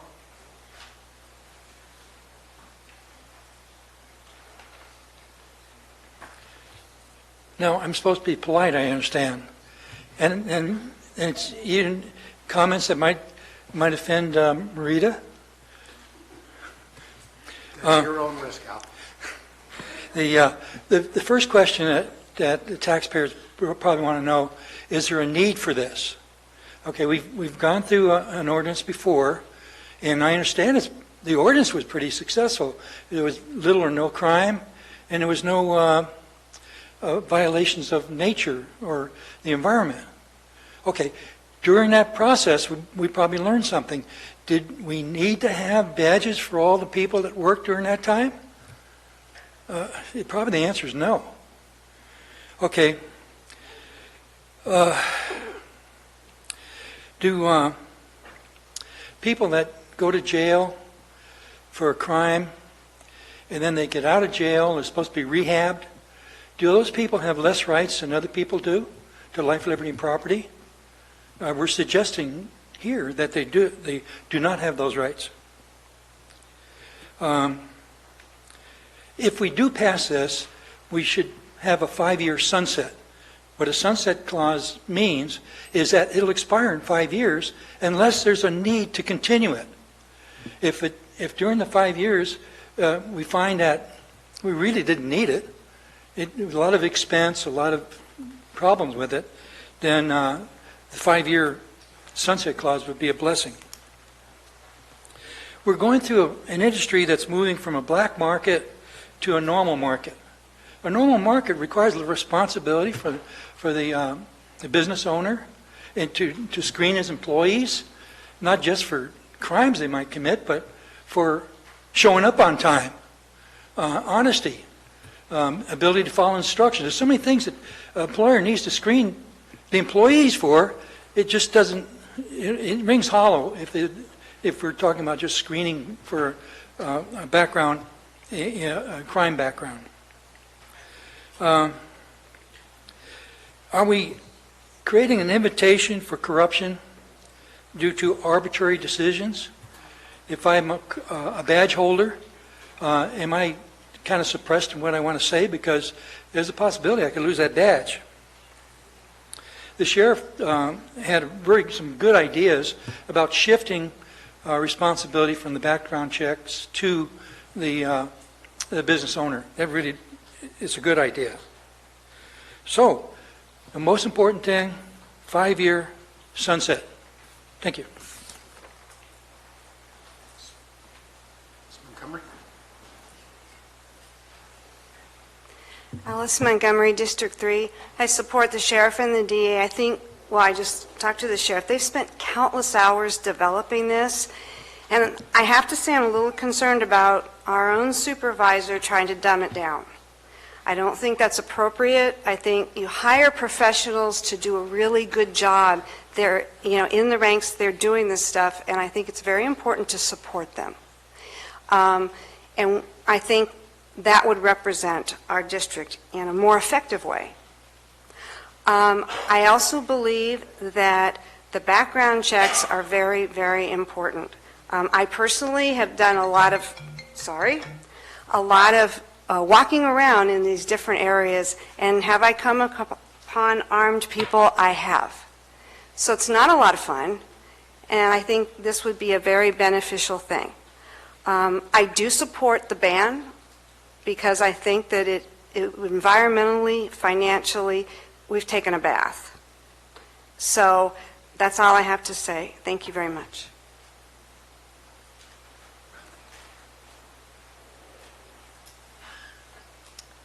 First of all, I have a question. Many people are trying to repair and rebuild their properties from the Butte fire. And does this badge system apply to contractors who may be there working on your property? So I think that needs to be addressed, because if there's just random spot checks and somebody is just there to, I don't know, repair your plumbing or your electrical, are we going to lose our licenses over that person not being badged? I think that the state badge system for employees and for owners ought to be sufficient. It took 11 months for my background check to clear, because I happened at the time own property in Colorado, and there were multiple faxes sent to that jurisdiction to find out if they knew me, and those faxes went ignored, is my understanding, because they'd never heard of me, and they're busy people. So we need something that we get cleared in a timely manner. We can't wait 11 months to get cleared on background checks. I don't mind submitting to a new one. 2 years have elapsed, or 3 years since my first one, and if, you know, like you want to check to see that I didn't get any trouble, that's fine. I want to get back to this thing that keeps being said about the tragedy in Merced with the pitchfork murders. That I looked it up. The sheriff said the official cause had nothing to do with drugs. There were trace amounts of THC in the severely mentally ill assailant's blood. But the sheriff himself said that that was not the official cause. And I just think it's tragic that this terrible thing happened, and then it is brought up as a reason for why you shouldn't let regulation or background checks happen.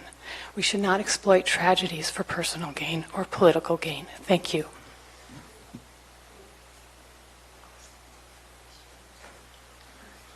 Hello again. I really don't see much of a problem with this background check, except for one small point on page 3. Under the local background check program, it says that, and I just want to point out that the sheriff did previously state that judgments would be based upon previous convictions. It actually says here in the ordinance that they're allowed to consider alleged criminal conduct. And I think this is still America. And it depends, like the sheriff said, on convictions. I don't see how someone having alleged that you did something constitutes a reason to take someone's business away. I don't think it's constitutionally legal. But that's to be determined, so maybe that can be discussed. And Dennis, I'd like to thank you. I think that was a great idea that you came up with, that there should be visitor badges, because we are talking about creating a farm that is able to sell its own product. The Kathy Galino, as the Economic Development Director, says that she wants to bring manufacturing to the county. She also wants to promote agritourism. And in order to promote agritourism on our farms, we are going to need to have visitor passes. So I think that would be a positive thing to consider, and to promote the economic benefit to this county that we all know and have proven already that it has benefited the county, as there's 26 extra hires still since the UO. And one more clarification is that anyone with a license from the state is not allowed to own a firearm. So therefore, if someone's cattle goes on to my property, all I can do is help them get that cattle back onto their property. I'm not allowed to own a firearm. It's my constitutional right again, but, you know, I guess we're allowed to be treated differently. I really appreciate your consideration. Thank you.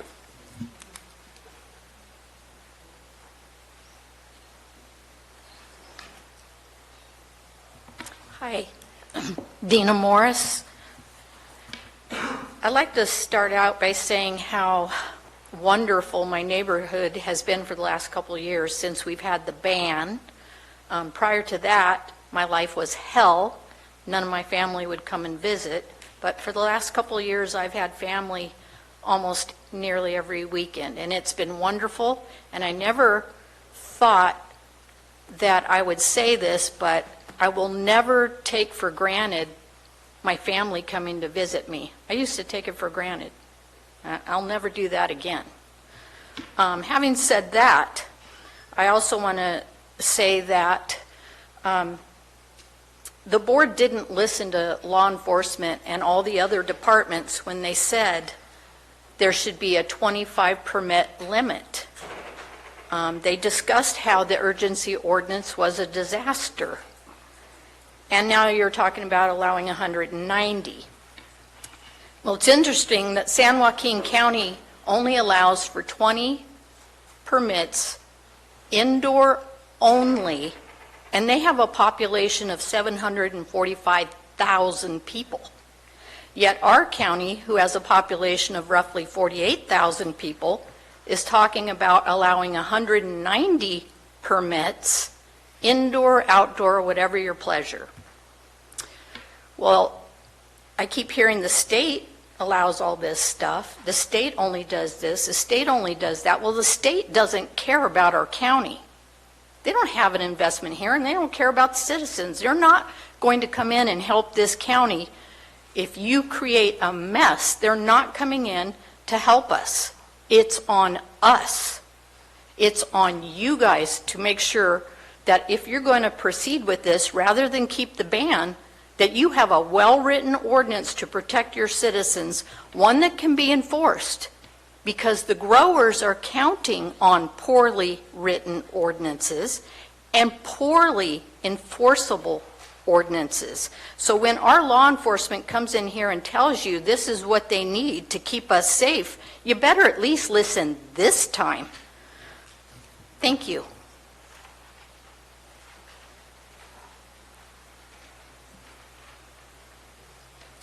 Susan Morse, District 4. By speaking on this issue, I do not want anyone to assume that I support the introduction of a marijuana regulation in Calaveras County. I support the current ban ordinance. It works. I don't know about the rest of you, but everyone talks about, the residents talk about how good it feels. It works. However, in this case, today where we're talking about the badges, I do support the sheriff's ordinance. He and his department and the district attorney's office, they're doing what they can to protect us citizens. That's their job, as it is your job. So, I just want you all to know, I support the ordinance so we're protected if a regulation ordinance goes through, if you decide to do that. But the one thing that really bothers me is, where's the focus in this county? We're focusing on a small group of people. It keeps changing, say 190.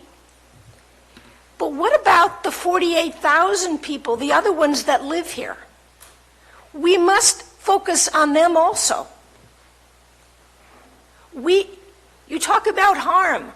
Marita, you've mentioned that you just want to do what's right for those people that were harmed. Well, what about the rest of us that have been harmed? There's no peace anymore here. Thank you.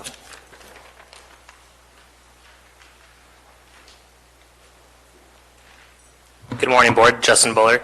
So I want to kind of take a step back from the ordinance a little bit and just kind of look at how we're going to move forward with the regulatory program as a whole.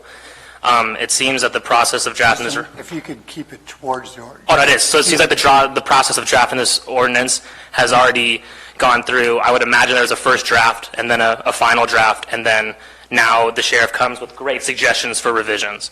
And it just seems that that should have probably came along before the first reading of this draft. And I think that there really needs to be a concerted effort into comparative analysis of jurisdictions and setting up a regulatory program that's going to work.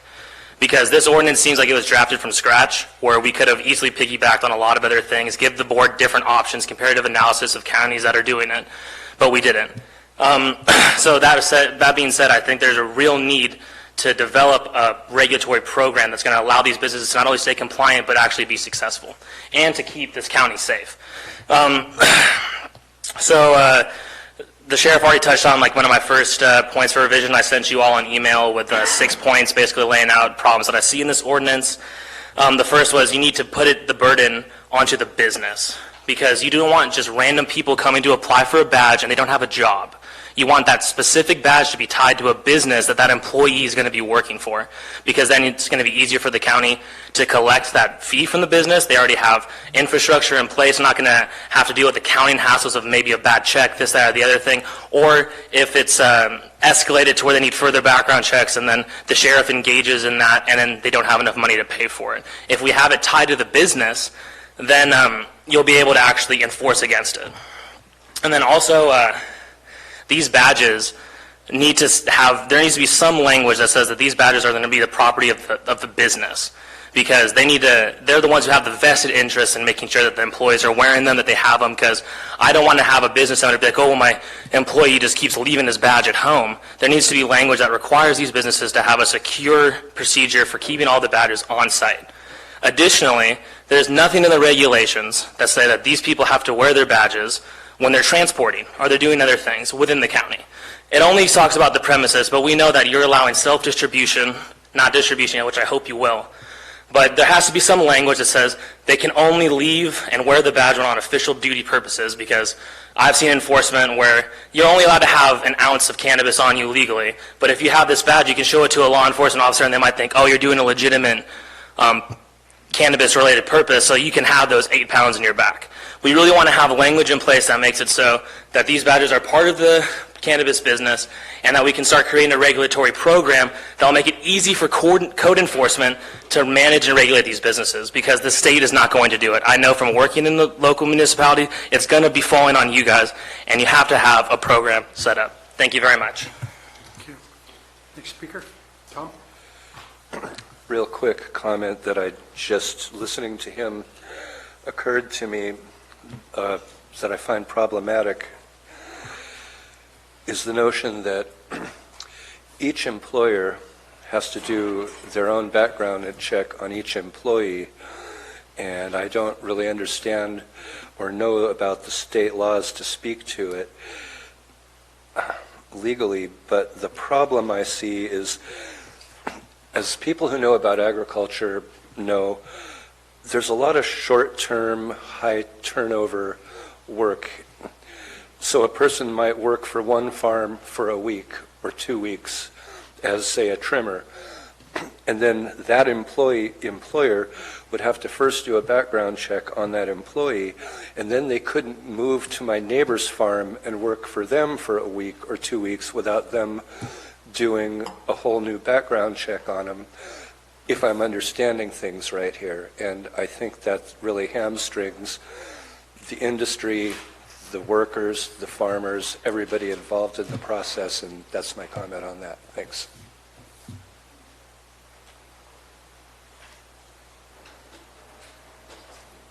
Good morning. My name is Marie Wright. I live in District 2, and I have a business in District 1 in this county. It is my opinion that there's no need for further background checks in addition to what the state requirements are. Businesses generally don't hire shady people to work because they don't want work-related problems.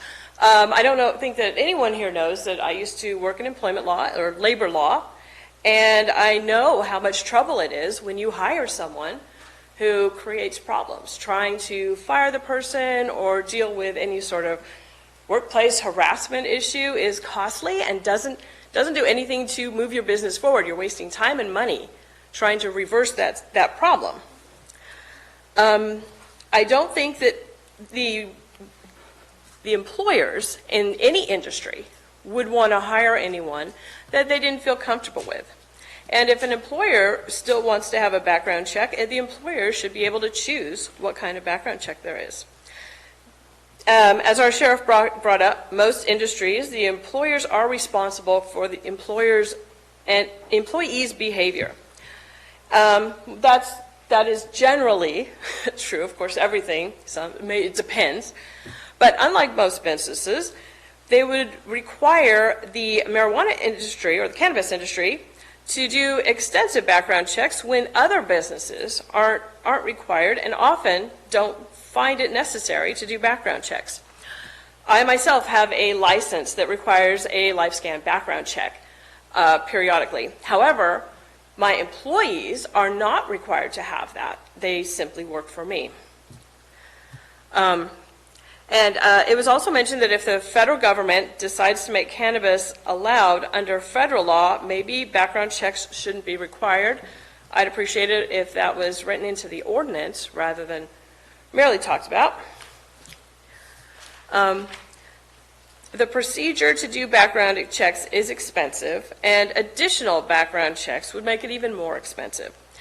I understand that added expenses such as licenses are required in many businesses. However, my husband has a dental lab. He makes teeth. And we would love it if you needed to have education and licenses because he has the education and would easily be able to have the appropriate licenses. However, the state has decided not to require that in order to keep the prices down for these medical things. Additionally, with the specific penal codes that are violent and serious, many of them are maybe not such as littering. Looks like I'm out of time, so thank you for your time. Well,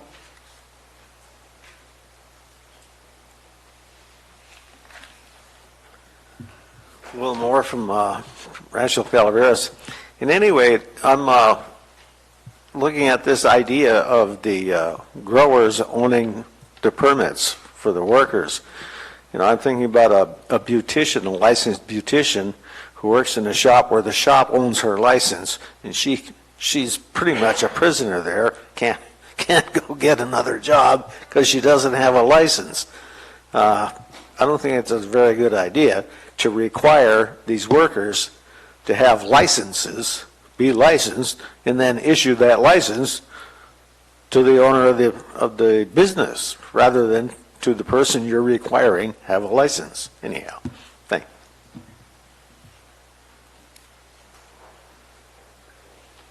you.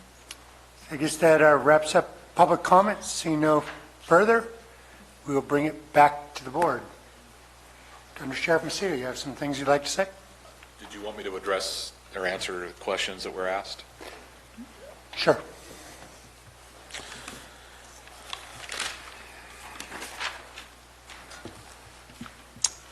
There was a question about expiration dates and how long the cannabis background badge would last. Those would be annual. They would be reviewed annually and required to be updated annually. Several other similar permitting types exist already in the county that are also reviewed annually. Is that written anywhere in the ordinance as is? Not at this time. Not at this time, no? Oh, okay. So you're suggesting that they be out annually? The sheriff and I discussed it at the back of the room, and you already have permits in the county that are reviewed annually, such as a vacation home rental permit, certain conditional use, and administrative use permits. So yes, that would be our recommendation. There was a question about the specific cards. Yes, as far as replacement or lost or stolen, the sheriff's office, those will have unique serial numbers that will match a list that'll be maintained at the sheriff's office, and obviously there will be an immediate reporting requirement if they're lost or stolen or damaged, so that we can maintain an up-to-date list for those who are allowed to be in possession of the background card. Under Sheriff, question. Yes. So in regards to that list, if someone, who's actually the property holder of that card? In other words, it would always be the county's property? Yeah, I was going to address that towards the end because that question came up, but yes. The comment regarding 10 years versus 5, that's certainly up to the board, but we would be opposed to reducing that recommendation down to 5 years. List of disqualifying crimes, there was a question relating to that as far as clarity. Obviously, we would want to make that unequivocally clear. That would be made clear not only to the person holding the badge and the employer, but also the administrative hearing officer that would be hearing these appeals. The request to take misdemeanors off the list, that would be no. There's several environmental crimes that are misdemeanors, providing false information, dishonesty. There are lots of wobblers, which are crimes that are either misdemeanors or felonies. So we would be vehemently opposed to eliminating misdemeanors off the list. There was a question relating to the tiers, a request made about eliminating all the tiers and going with a single tier after discussions with County Council as it relates to the time study that was done regarding the background. We thought it was more fair to the applicant that they be charged consistent with the time it took for their review as opposed to charging a flat fee. When it relates to badges, I think I'll touch on this in the end, but there's a certain amount of transient crime that's been associated with cultivation of marijuana, and the emphasis for having the badge is we want to know who is at the cultivation sites. There's a variety of reasons, but to touch on two, I think, very important ones. When we arrive at a criminal investigation on a cultivation site and we only know the person by a nickname or a first name, it lessens the odds of solvability on the crime significantly. It also increases the cost of the investigation of that crime because we spend a lot of time trying to identify who the perpetrator was, or even in some cases witnesses or victims. So the quicker we can identify those people, and that's one of the big purposes of the ID badge, the quicker we can resolve the case and identify those who are involved. There was I think a comment made about a sunset, and that's a sunset on the entire ordinance. That's the purview and the decision of the board. As it relates to the sheriff having final decisions or being the single arbiter of the facts, that's not accurate. Obviously, there's an administrative hearing officer. I can tell you I did several of these appeal hearings before the Planning Commission. And ultimately those decisions, and during those hearings you get very pointed questions about what's substantially related to the crime, about the behavior surrounding the crime, and I think that's a reason for due process. While the system is not perfect, it is not entirely up to the sheriff. There is certainly an appeal process. Badging, there was a question about badging contractors. Would a plumber, the sheriff's office has no desire to charge a plumber who's obviously not cultivating marijuana or working in a working in a marijuana site. We obviously would have to put a case together in order to charge somebody for cultivating in a site or working in a site without a badge. There would have to be evidence and facts relating to such. So it is not the sheriff's office desire, nor would it be efficient for us to run around citing general contractors, plumbers, people who are not obviously cultivating the site. There was a person who commented that it took 11 months to get their background completed. I would really appreciate it if she would reach out to the sheriff's office so I can actually confirm that it took 11 months and find out why.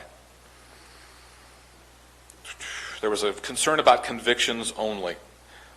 Convictions only has been an issue. Lying on an application should be cause for dismissal, omission of facts. We had a lot of games played. We had a lot of intentional omission of facts, a lot of intentional lying during the previous urgency ordinance. While I understand the concern and desire to have disqualifications based upon convictions only, most people know just as well as I do, if you lie on a document, if you lie in an application process, regardless of what it is, remove it from marijuana for the moment, you're going to get disqualified. Visitor badges, that's something we probably should discuss internally. Again, we have no interest in charging visitors. That's something that we should probably address on how to deal with that in the ordinance. Have the badge tied to a business. While we did discuss that during our meetings, the one concern, if you tie a badge to a business, how does that person go work at other cultivation sites? So one of the things we discussed was including that question on our background on how many sites do you intend to work at, so that we know who's working at a single site as opposed to perhaps a trimming company or somebody who wanted to work at multiple sites. I mentioned this earlier, but unequivocally, the badges will be the property of the county, not the employee, or excuse me, the employer or the permit holder. Those will be county property.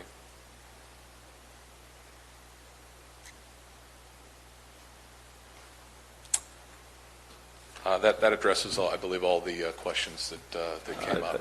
I didn't address every statement, but I certainly tried to catch all the Supervisor questions. Toffenali, you had a question? Yeah, Jim, I think there was a question also about keeping the badges on the site versus them taking them home. Yeah, I'll be honest with you, I would want to discuss that with staff. I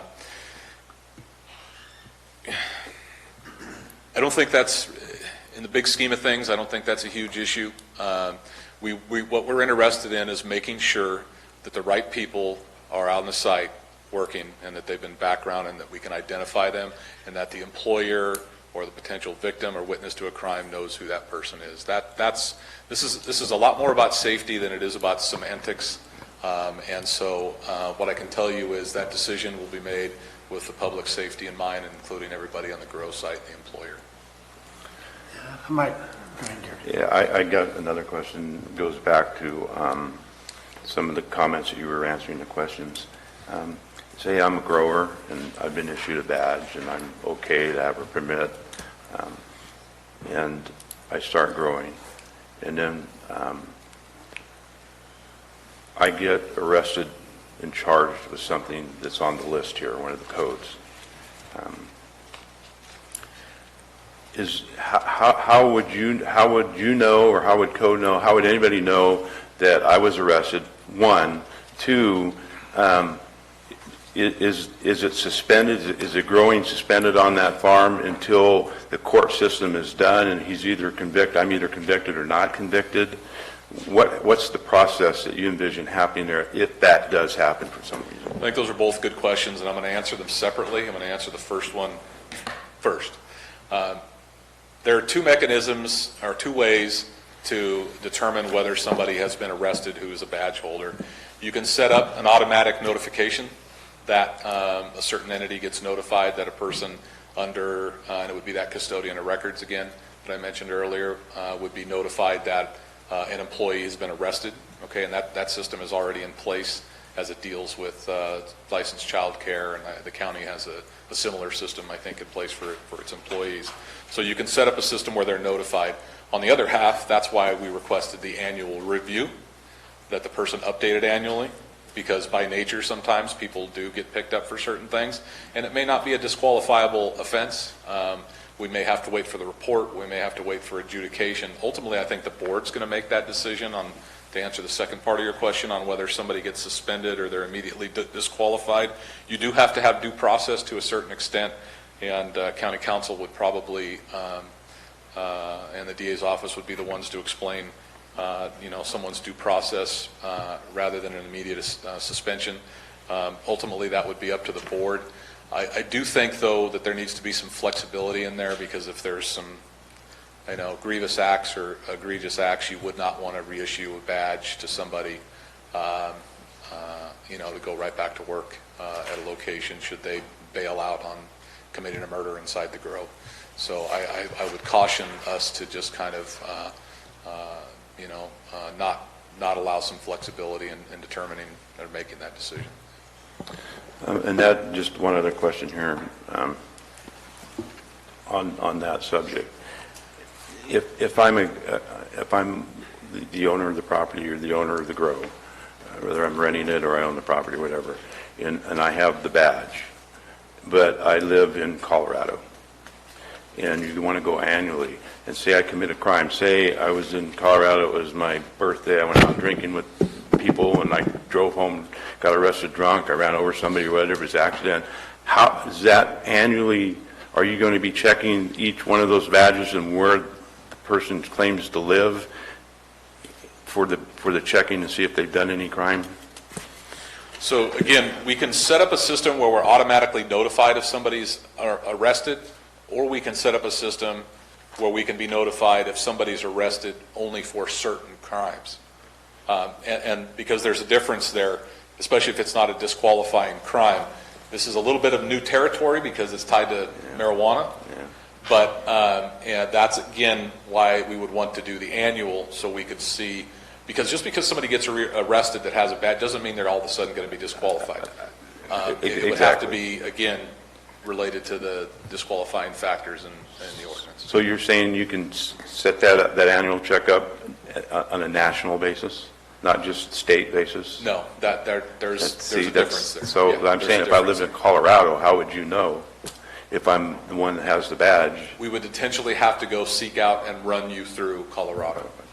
I just want to clarify that the ordinance as written requires conviction so it would have to be a subsequent conviction as written. So let's talk about how we're going to get through all this work. We clearly have a big revision that needs to be made. So I think we could pretty much bet that this is not going to qualify as a first reading. It's going to have to go back, incorporate the stuff that the sheriff has mentioned, which is a significant change, I think, by any standard. We need to decide on some of these sticky issues where the majority of this board wants to go. And I might ask the county council or whomever to make sure that we keep track of what our decisions are. And then we're going to have to sit down in a room. Staff's going to sit down in a room. I would suggest that maybe with a couple of our supervisors and the sheriff and negotiate how this whole thing's going to be working. Does that sound kind of like outline what we've got to get done? And everybody's got a better idea on how we might get to the end of this? I'm hoping. Supervisor Stopper, you look like you've got an idea. No? I could work in that fashion. Supervisor Mills, what are you thinking? You're pretty good on process. I will, thank you. I wanted to throw something else out. Sure. And that is regarding the custody of the badge. If we place that custody with the employer, that means that that employee isn't going to go anywhere but right there.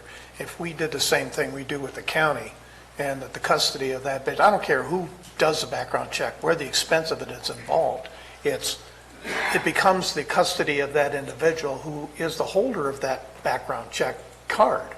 And so where they go or what they do with it is literally within their realm, whether they can afford to pay for it themselves. In some cases, since we have people who do background checks on their own and they bear the cost. Sure. So, that's something I think that we need to work out and put into this discussion is that who is the person that has custody of this card? And an employer doesn't make sense to me.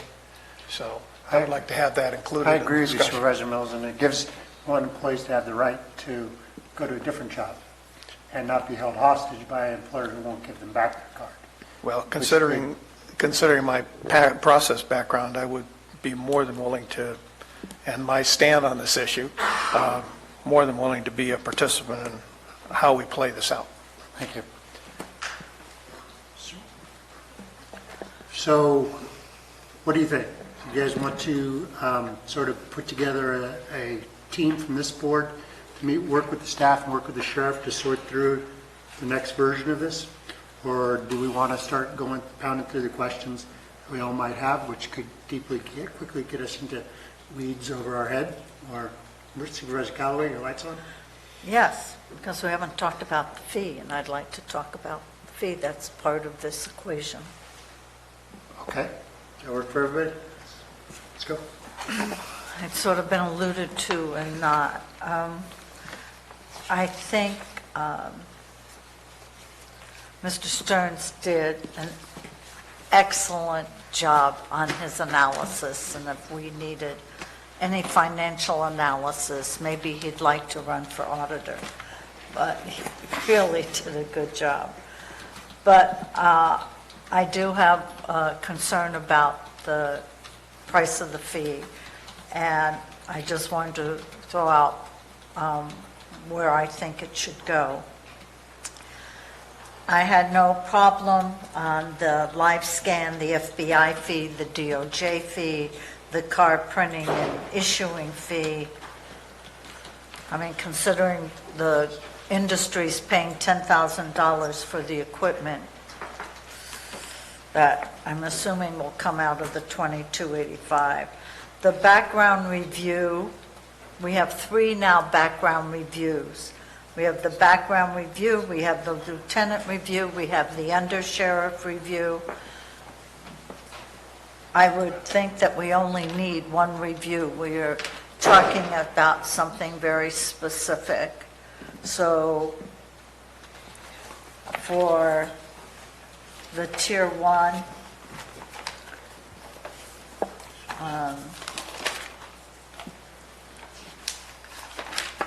Supervisor Keller? I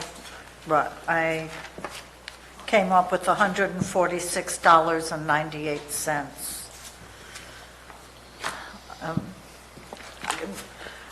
We don't do as much as what's required here for people who are volunteers for the libraries, nor for, let's say, animal services. But given that we're in a new era on this, I support that. I just think that putting in $270 for a first-time go-around, and we're talking just about the owners, is a little high. Then if there's any question whatsoever, then they have to pay $358. I just think that if we're going to have an industry, we should be doing something to also help the industry. And if we're not going to have the industry, then this is moot anyway. So I would like when the group, however we formulate it, get together, spend time talking about that fee. And I just want one clarification from the undersheriff on having the annual permit, like our dispensaries, the owner has an annual permit. We're talking the same here for the owners of the cultivation sites. Is that correct? Correct. So that's the same.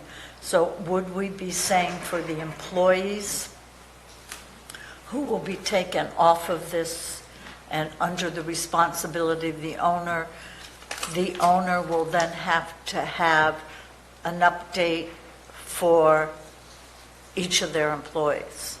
Yes. So if an employee works in your garden, but their time is up and then they work in my garden, I'm the one that's going to have to pay for it, as I'm assuming, because they're really migrant workers. So we're going to be requiring the same thing for them. An annual review. Okay, an annual review. And when you talked about the cards being the ownership of the county, so I issue a card and I work on several different farms. I carry that card with me. But when it comes time for annual review, or if I leave the county, that card then is turned back into the county. That's what you mean by ownership of the card? As far as turning it back into the county, the person is going to have to obtain an annual review. If for whatever reason there's a failure, we would want to retrieve that card and pull it back and take it off our list. That way, if we encounter somebody in a grow, we can readily examine that to ensure they're there. So hopefully I answered your question. If I didn't. No, I mean, I just think there's a few potholes we have to work through. Yeah. Nothing major. Can I address your concern over the 3 reviews? That's no different than our report review on crime reports or police reports. And what often happens after the initial review and background, sometimes that has to be sent back for spelling errors, corrections, further investigation, lack of documentation, what have you. And on the last review, which is the undersheriff review, which I did as a captain, and we would like eventually that to get back to that level, the person who attends the hearings will often request additional information in preparation for the hearings as well. So it's a manner and level of expertise and experience, and it's a quality control issue as well to make sure we're approving that to go to that level of appeal. Okay, so you're saying you're front loading on the initial background check, but you have a different appeal number here farther down for that would address that. So you need to separate those two is the way I understand it. Because I also was thinking the same thing. But when we get to this comes down later, because it's all going to change with what we're doing right now. So this fee schedule that's sitting before us has no bearing. We're talking in circles about something at this point that does not have any bearing. And we should be talking about how we're going to move forward and what we're going to approve, so then we could put together a fee schedule that has bearing. So I guess then I'll ask. Real quick, that's not true, because this fee schedule is going to pretty much holds true for the business owner. The employees are going to be different. Agreed for the most part, sir. Okay. So, I'm sorry, Supervisor Connolly, you had more So, questions? I guess, Mr. Auld, I'll turn to you. Or should we be dealing with the fee schedule now, or should we separate that out from from the ordinance? The fee schedule is not before the board. It was attached to today's item for purposes of the board understanding the process and what the sheriff's office intended as far as what to expect for a process. The actual dollars of the fee is not in front of the board. The intention was, once it was introduced, finalizing the fees, the nexus study, and having the adoption of the fee come back with the adoption of the ordinance. Okay, so the fee schedule that's in front of us just for the sheriff's office, you're saying is off the table for what's really before us today and will be discussed as part of the overall fee schedule. Correct. There isn't, the fee schedule was more of the process of what they were going to be going through. The actual dollar amounts is what is the current status, but the actual adoption of a fee associated with this is not part of today's agenda. Okay, thank you. Supervisor Mills. And I'm along the same lines. I see this as information only. You were going to have to go through a nexus study anyway to determine what those cost benefits are. So, and it's all subject to some kind of modification. I hope that likewise in the appeal process, as you folks well know, there were some that were very good at dragging it out. And the costs just spiraled, which I don't think that we really understood those costs. So hopefully we can have a very well-written nexus study that identifies the appeal process and how much time is going to be expended to properly defend. Because no matter what, if those appeals are pushed to a higher level, you're going to have to defend them in court. So it's going to require some additional time that I don't even see in this list right now. So I think that the appeals process has to be a separate cost-benefit study to truly understand what those are, so that we're not dipping into general fund to backfill it. So let's do this if it's all right with everybody. We need to send this back. We need to do some revisions. I'd like to see if there are 2 volunteers from this board that would be willing to be part of these meetings. Will not be a formal ad hoc, but I think that we need to have some input as we sit with the sheriff and staff to make this go around. So Dennis is volunteering. Who else wants to volunteer? Supervisor Stopper? Anybody else want to volunteer? You can only have 2 of us. Oh, I know, but we could. All right, I'll volunteer too. Okay. Take Dennis off and I'll go. This is going to be fun. So let's do a poll of the board, and we will allow people to vote for themselves because there's only 5 of us. It's fine. Ben and Dennis want to be on it, that's fine. Are you withdrawing your name? No, I'll be alternate. 3 of you can't be in the meeting at the same time. I know. But if one of them can't show Okay, up. very well. Does that work for everybody? Ben, Dennis, you guys will be primary, Marita will be alternate. Marita promises not to show up if you 2 are there. And Gary, does that work for you? We'll get into the mud. Okay, then you guys get in the mud. Is there anything else here we need to do? Any pressing questions that are going to stand before the board? I do know that the CAO wants to talk I'm about wondering, timelines. something came up about the age of being part of it. I was wondering if that could just be clarified, if there's an age limit for how old you have to be to work on a farm. If that could be looked at. I mean, that's something that we would have to research, and so there's a number of things on I've been keeping sort of an informal track of things that would be changes, that if we're in an ad hoc committee, they're going to take 3 votes, and we're only going to have 2 coming out of that committee. So I don't know what the chair wants to do about giving us direction. I just want to clarify, this is not an ad hoc committee. We would have to agendize the creation of an ad hoc committee. So from my perspective, we have 2 board members that are willing to assist in discussions with staff to make the modifications that the board is directing us to bring this item back for reintroduction at a future date. And we would only be bringing... So we would need direction then today, I presume. I was going to ask the same thing. I agree with Julie that we need a general consensus of the board to give direction so that the 2 supervisors can work forward in that direction.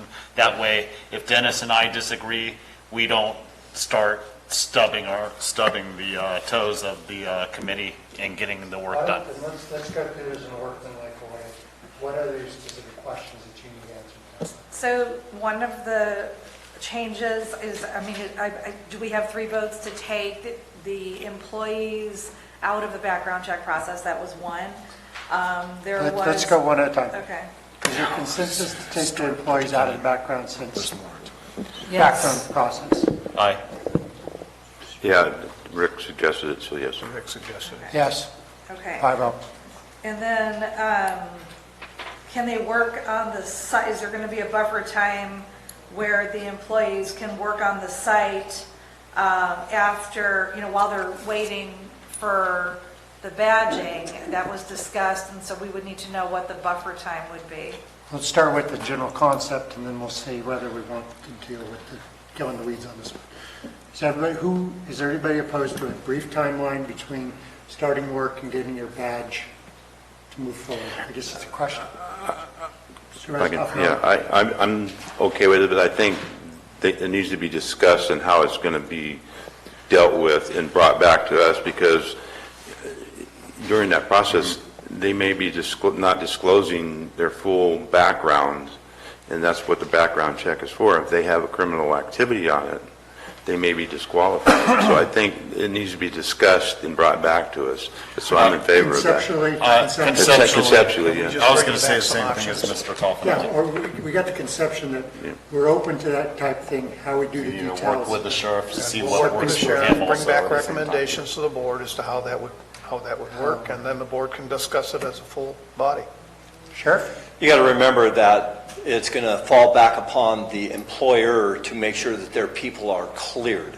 If it comes back to where they're not clear and they've told us, hey, go ahead and give Rick DiBasilio his badge, and then it ends up he's not clear, it's going to fall back to them being potentially losing their permit through the county. Okay. When it comes to the employee side of it. The employer side of it's different. We're doing the backgrounds on that. Correct. Okay. Julie, what else do you have? Visitor badges. Visitor badges. Good idea, bad idea? Well, I know even at Livermore Lab, there were visitor badges. So it's just a matter of how do we incorporate that into the discussion, who controls it. I think we heard from the sheriff that he has no interest in doing plumbers or other people, so you would incur a visitor's badge for them also. I think this is putting on another layer of bureaucracy and cost to the county that we don't need. I agree. Well, the employer could do it. Just issue a badge. Yeah, I would be open to it mostly in terms of, if I went to go visit a farm, would I need a badge? Yes. Well, or the whole agritourism thing. I don't want to add more bureaucracy, but I also don't want someone to get cited for having a supervisor walk across their farm. Sure. The point is that they wouldn't have to have a background check as a visitor. It would be something that the employer would issue to that individual while they're on the premises and take back when they leave the premises. And then they're responsible for that individual and the identity of the individual. That's not hard to do. I've been through this with federal. Okay, so you're going to have somebody come work on your well. You give them and you're not there. I mean, why do we need it? The people who need to have a badge are going to have a badge. And if for some reason code enforcement or public safety show up and they're just going to say, what are you doing here? Oh, I'm fixing the well. Oh, I'm the plumber. You know, I'm Jack Garamendi. I just Fixing a well? I don't see, I don't see. That doesn't help you at all, does it? I don't see, you know, we're not talking about a tour where everybody, well, maybe we are. I don't think, I mean, I've gone on tours with county council. I might suggest from a policy perspective, if it's a policy question, are visitors going to be required to be backgrounded? If not, they're not in 9.22, that should be addressed in the other ordinance, not necessarily in this. I don't see them as being backgrounded. No, so this is not. No, you don't do background checks on a visitor. So But my you can't point come is the to like, discussion is more for the regulatory ordinance and what the employer responsibility would be as opposed to in this ordinance. That would be my suggestion. there's many companies and many industries that you go there and they give you a visitor's badge and you walk around and give it back. There's others that don't. It's just up to the employer and how they want to handle it. I think we'll leave it at that. I agree with him. Leave it up to the employer. And other than that, I was thinking protecting the employer, but I think you're right. We're talking about employees, not visitors. Moss Lewis, what else you got for So us? that's no, we're not doing visitor badges. That's going to come, if we're going to do visiting, that's going to come under the regular ordinance. The sheriff wanted an annual review, so I don't know if you want that and what that would entail and what kind of fee that would entail. Do we want to discuss an annual review and then what it's going to entail? I'm in favor of an annual review. I think we need to have the discussion before we What it actually means? make the decision. I somewhat agree with it because that's kind of the catch-all for the guy that breaks the law this year. But is that including employees or is that just the employers? And where do we go from there? Yeah. All of the above. Teachers have to have an annual certificate to continue working. There are a lot of industries out there that... It's every 3 years for teachers. No, it's not. My wife is a teacher, and she's a substitute teacher, and every year she has to go and get her certificate again. That certificate's different than the background check that they have to do. We're not talking about background checks. We're talking are. about certificates. I thought we were talking about an annual review. It's not redoing the background check. It's an annual review. So they should have a review, and it's not going through the... It's not requiring the business owner to do another background check on it. What are we reviewing? You're looking to see if they've had any new offenses. That falls back on that calls for another background check, correct? Well, yeah, I guess it does. Okay. I'm not trying to be argumentative No, I with you, know. sir. I I'm just trying to find exactly where we're going with this. So annual review would entail another background check, correct? It would through the business owner, yes. Okay. So yes, it would. Will we include the employees going through such a rigorous task? Or is that subject to the employer's responsibility if he so decides? Correct me if I'm wrong, Marita, does Jeremy not have his employees and himself go through background every year? Yeah. Okay. So it should be everybody. Okay. Understood. That's... And for employees, that will be, the employer will be responsible for that, Yes. correct? Yes. Okay. Does that seem, everybody, Ben, where are you at on this? I am good with an annual review. Absolutely. Or annual background check, whatever you want to call it, the annual review of the background check. I guess the discussion on the fees would come up later, so I'll save that conversation for later. I'm in favor of it, yes. Mr. Callaway? Yes. Yes, but I just think at a certain point, the same would hold for Jeremy. that after they've been in business for 5 years or what have you, that we go to every 2 years or every 3 years. I just think at some point we need to say, you've been a good business owner in good standing, and because we don't, I owned a bar and I wasn't background checked every year or every 3 years. It was as long as I held my license. Supervisor Mills? You know what, I owned a bar too, but I was background checked every year in Chicago. There was just no way around it. The point is that if you're going to be able to have like a Google alert or something like that to identify in between, in that 12-month interim period, that something comes up that's quite noticeable, that has to be included in that discussion as well. So the annual review, I think, is important, but there might be something that comes up that says I need to get an immediate focus on this individual.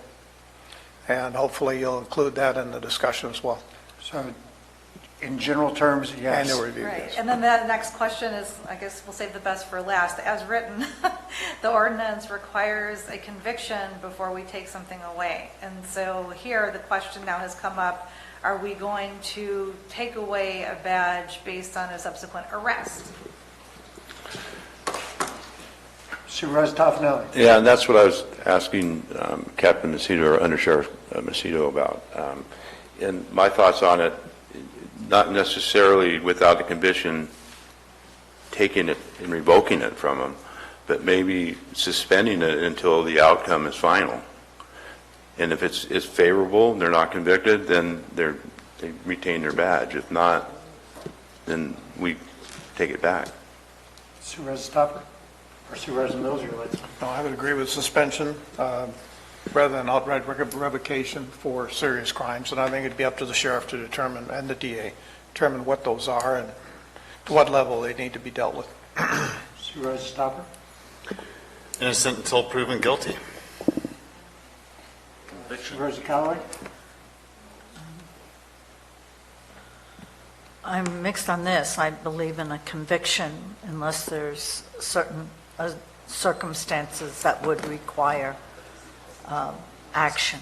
But I believe, because if you wait, if you suspend a license, it could be 2 or 3 years before something goes to trial. So you're going to suspend a license for 2 or 3 years, when every year they have to be background checked anyway.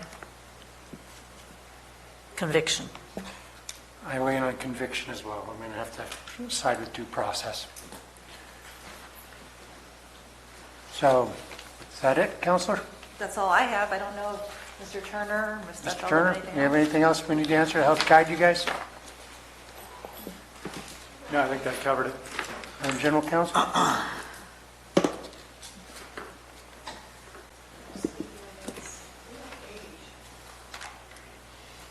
We already discussed that. We're going to find out from the state.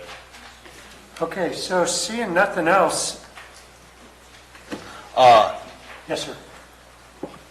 I think we need to go over the disqualifying factors. That's something that came up earlier. And I mean, this is where I come from. A majority of what the sheriff put for his reasoning put before us, I agree with, but some of these are all-inclusive that may include, especially when it comes to civil disobedience, like we discussed earlier. And I have a couple suggestions that if the board is willing, that we work when we craft it to specify things more. Like I pulled a lot of other counties' criminal background checks for the same situation. And just like Health and Safety Code 11350, this one says in Santa Barbara, all controlled substances with the exception of marijuana-related offenses, for that very reason, because it's been decriminalized within the state of California. So that this specifies it specifically so that, it's not subject to interpretation later on if we are unfortunate enough to have somebody less trustworthy in the position of the sheriff than we have now. Well, I certainly hope that's why we just assigned you to this meeting. That's classic. Okay, so maybe discuss I'm that. going to the meeting part. Yeah, because I'm going through these codes is, Right. I'm not qualified to really Okay. read them. But I mean, well, we could just go ahead and let's have. Well, just, part of the discussion, broad, I don't want to get into specifics on how we're going to do it. I was just giving a quick example so that we could have the discussion, because we need to the board needs to give us direction on whether we want to have those or not. Because there's some that are required by the state, and most of the ones the DA and the sheriff brought forward, I get, like gang affiliations and everything else like that concerns me and is definitely beneficial to the community as a whole. But there's other couple that are just questionary, and so I want specific direction for the board so that we can start working and progressing in a good direction. And when we get into those questionable ones, then the sheriff probably will be needing to defend why that particular one is valuable enough to hang on to. So it's going to have to be a back and forth discussion, and we should be able to include that in our recommendations. Ben, do you think you could shape that into some sort of polling question? Well, we just go through each one and we poll, and then we have a short discussion on it, and that's what I would say. There's 12 of them. Can I, just because that could take all day. That, to me, is why we have. Us too. That's why. All right, so you're gonna. We'll waste our time in the rooms. Right. Well, me and Dennis will butt our heads to it. Okay. Very well. Well, then if there's nothing else, I will adjourn What's this that, meeting. Gary? No. Speak up. Actually, are we required to do ABC 1, 2, 3, 4? No, We're not required to. not in the hearing. So unless there's something else somebody wants to say, I'm going to adjourn this meeting. Adjourn the meeting. We stand adjourned. Thank you. No, I didn't, Dennis. It's 12:04.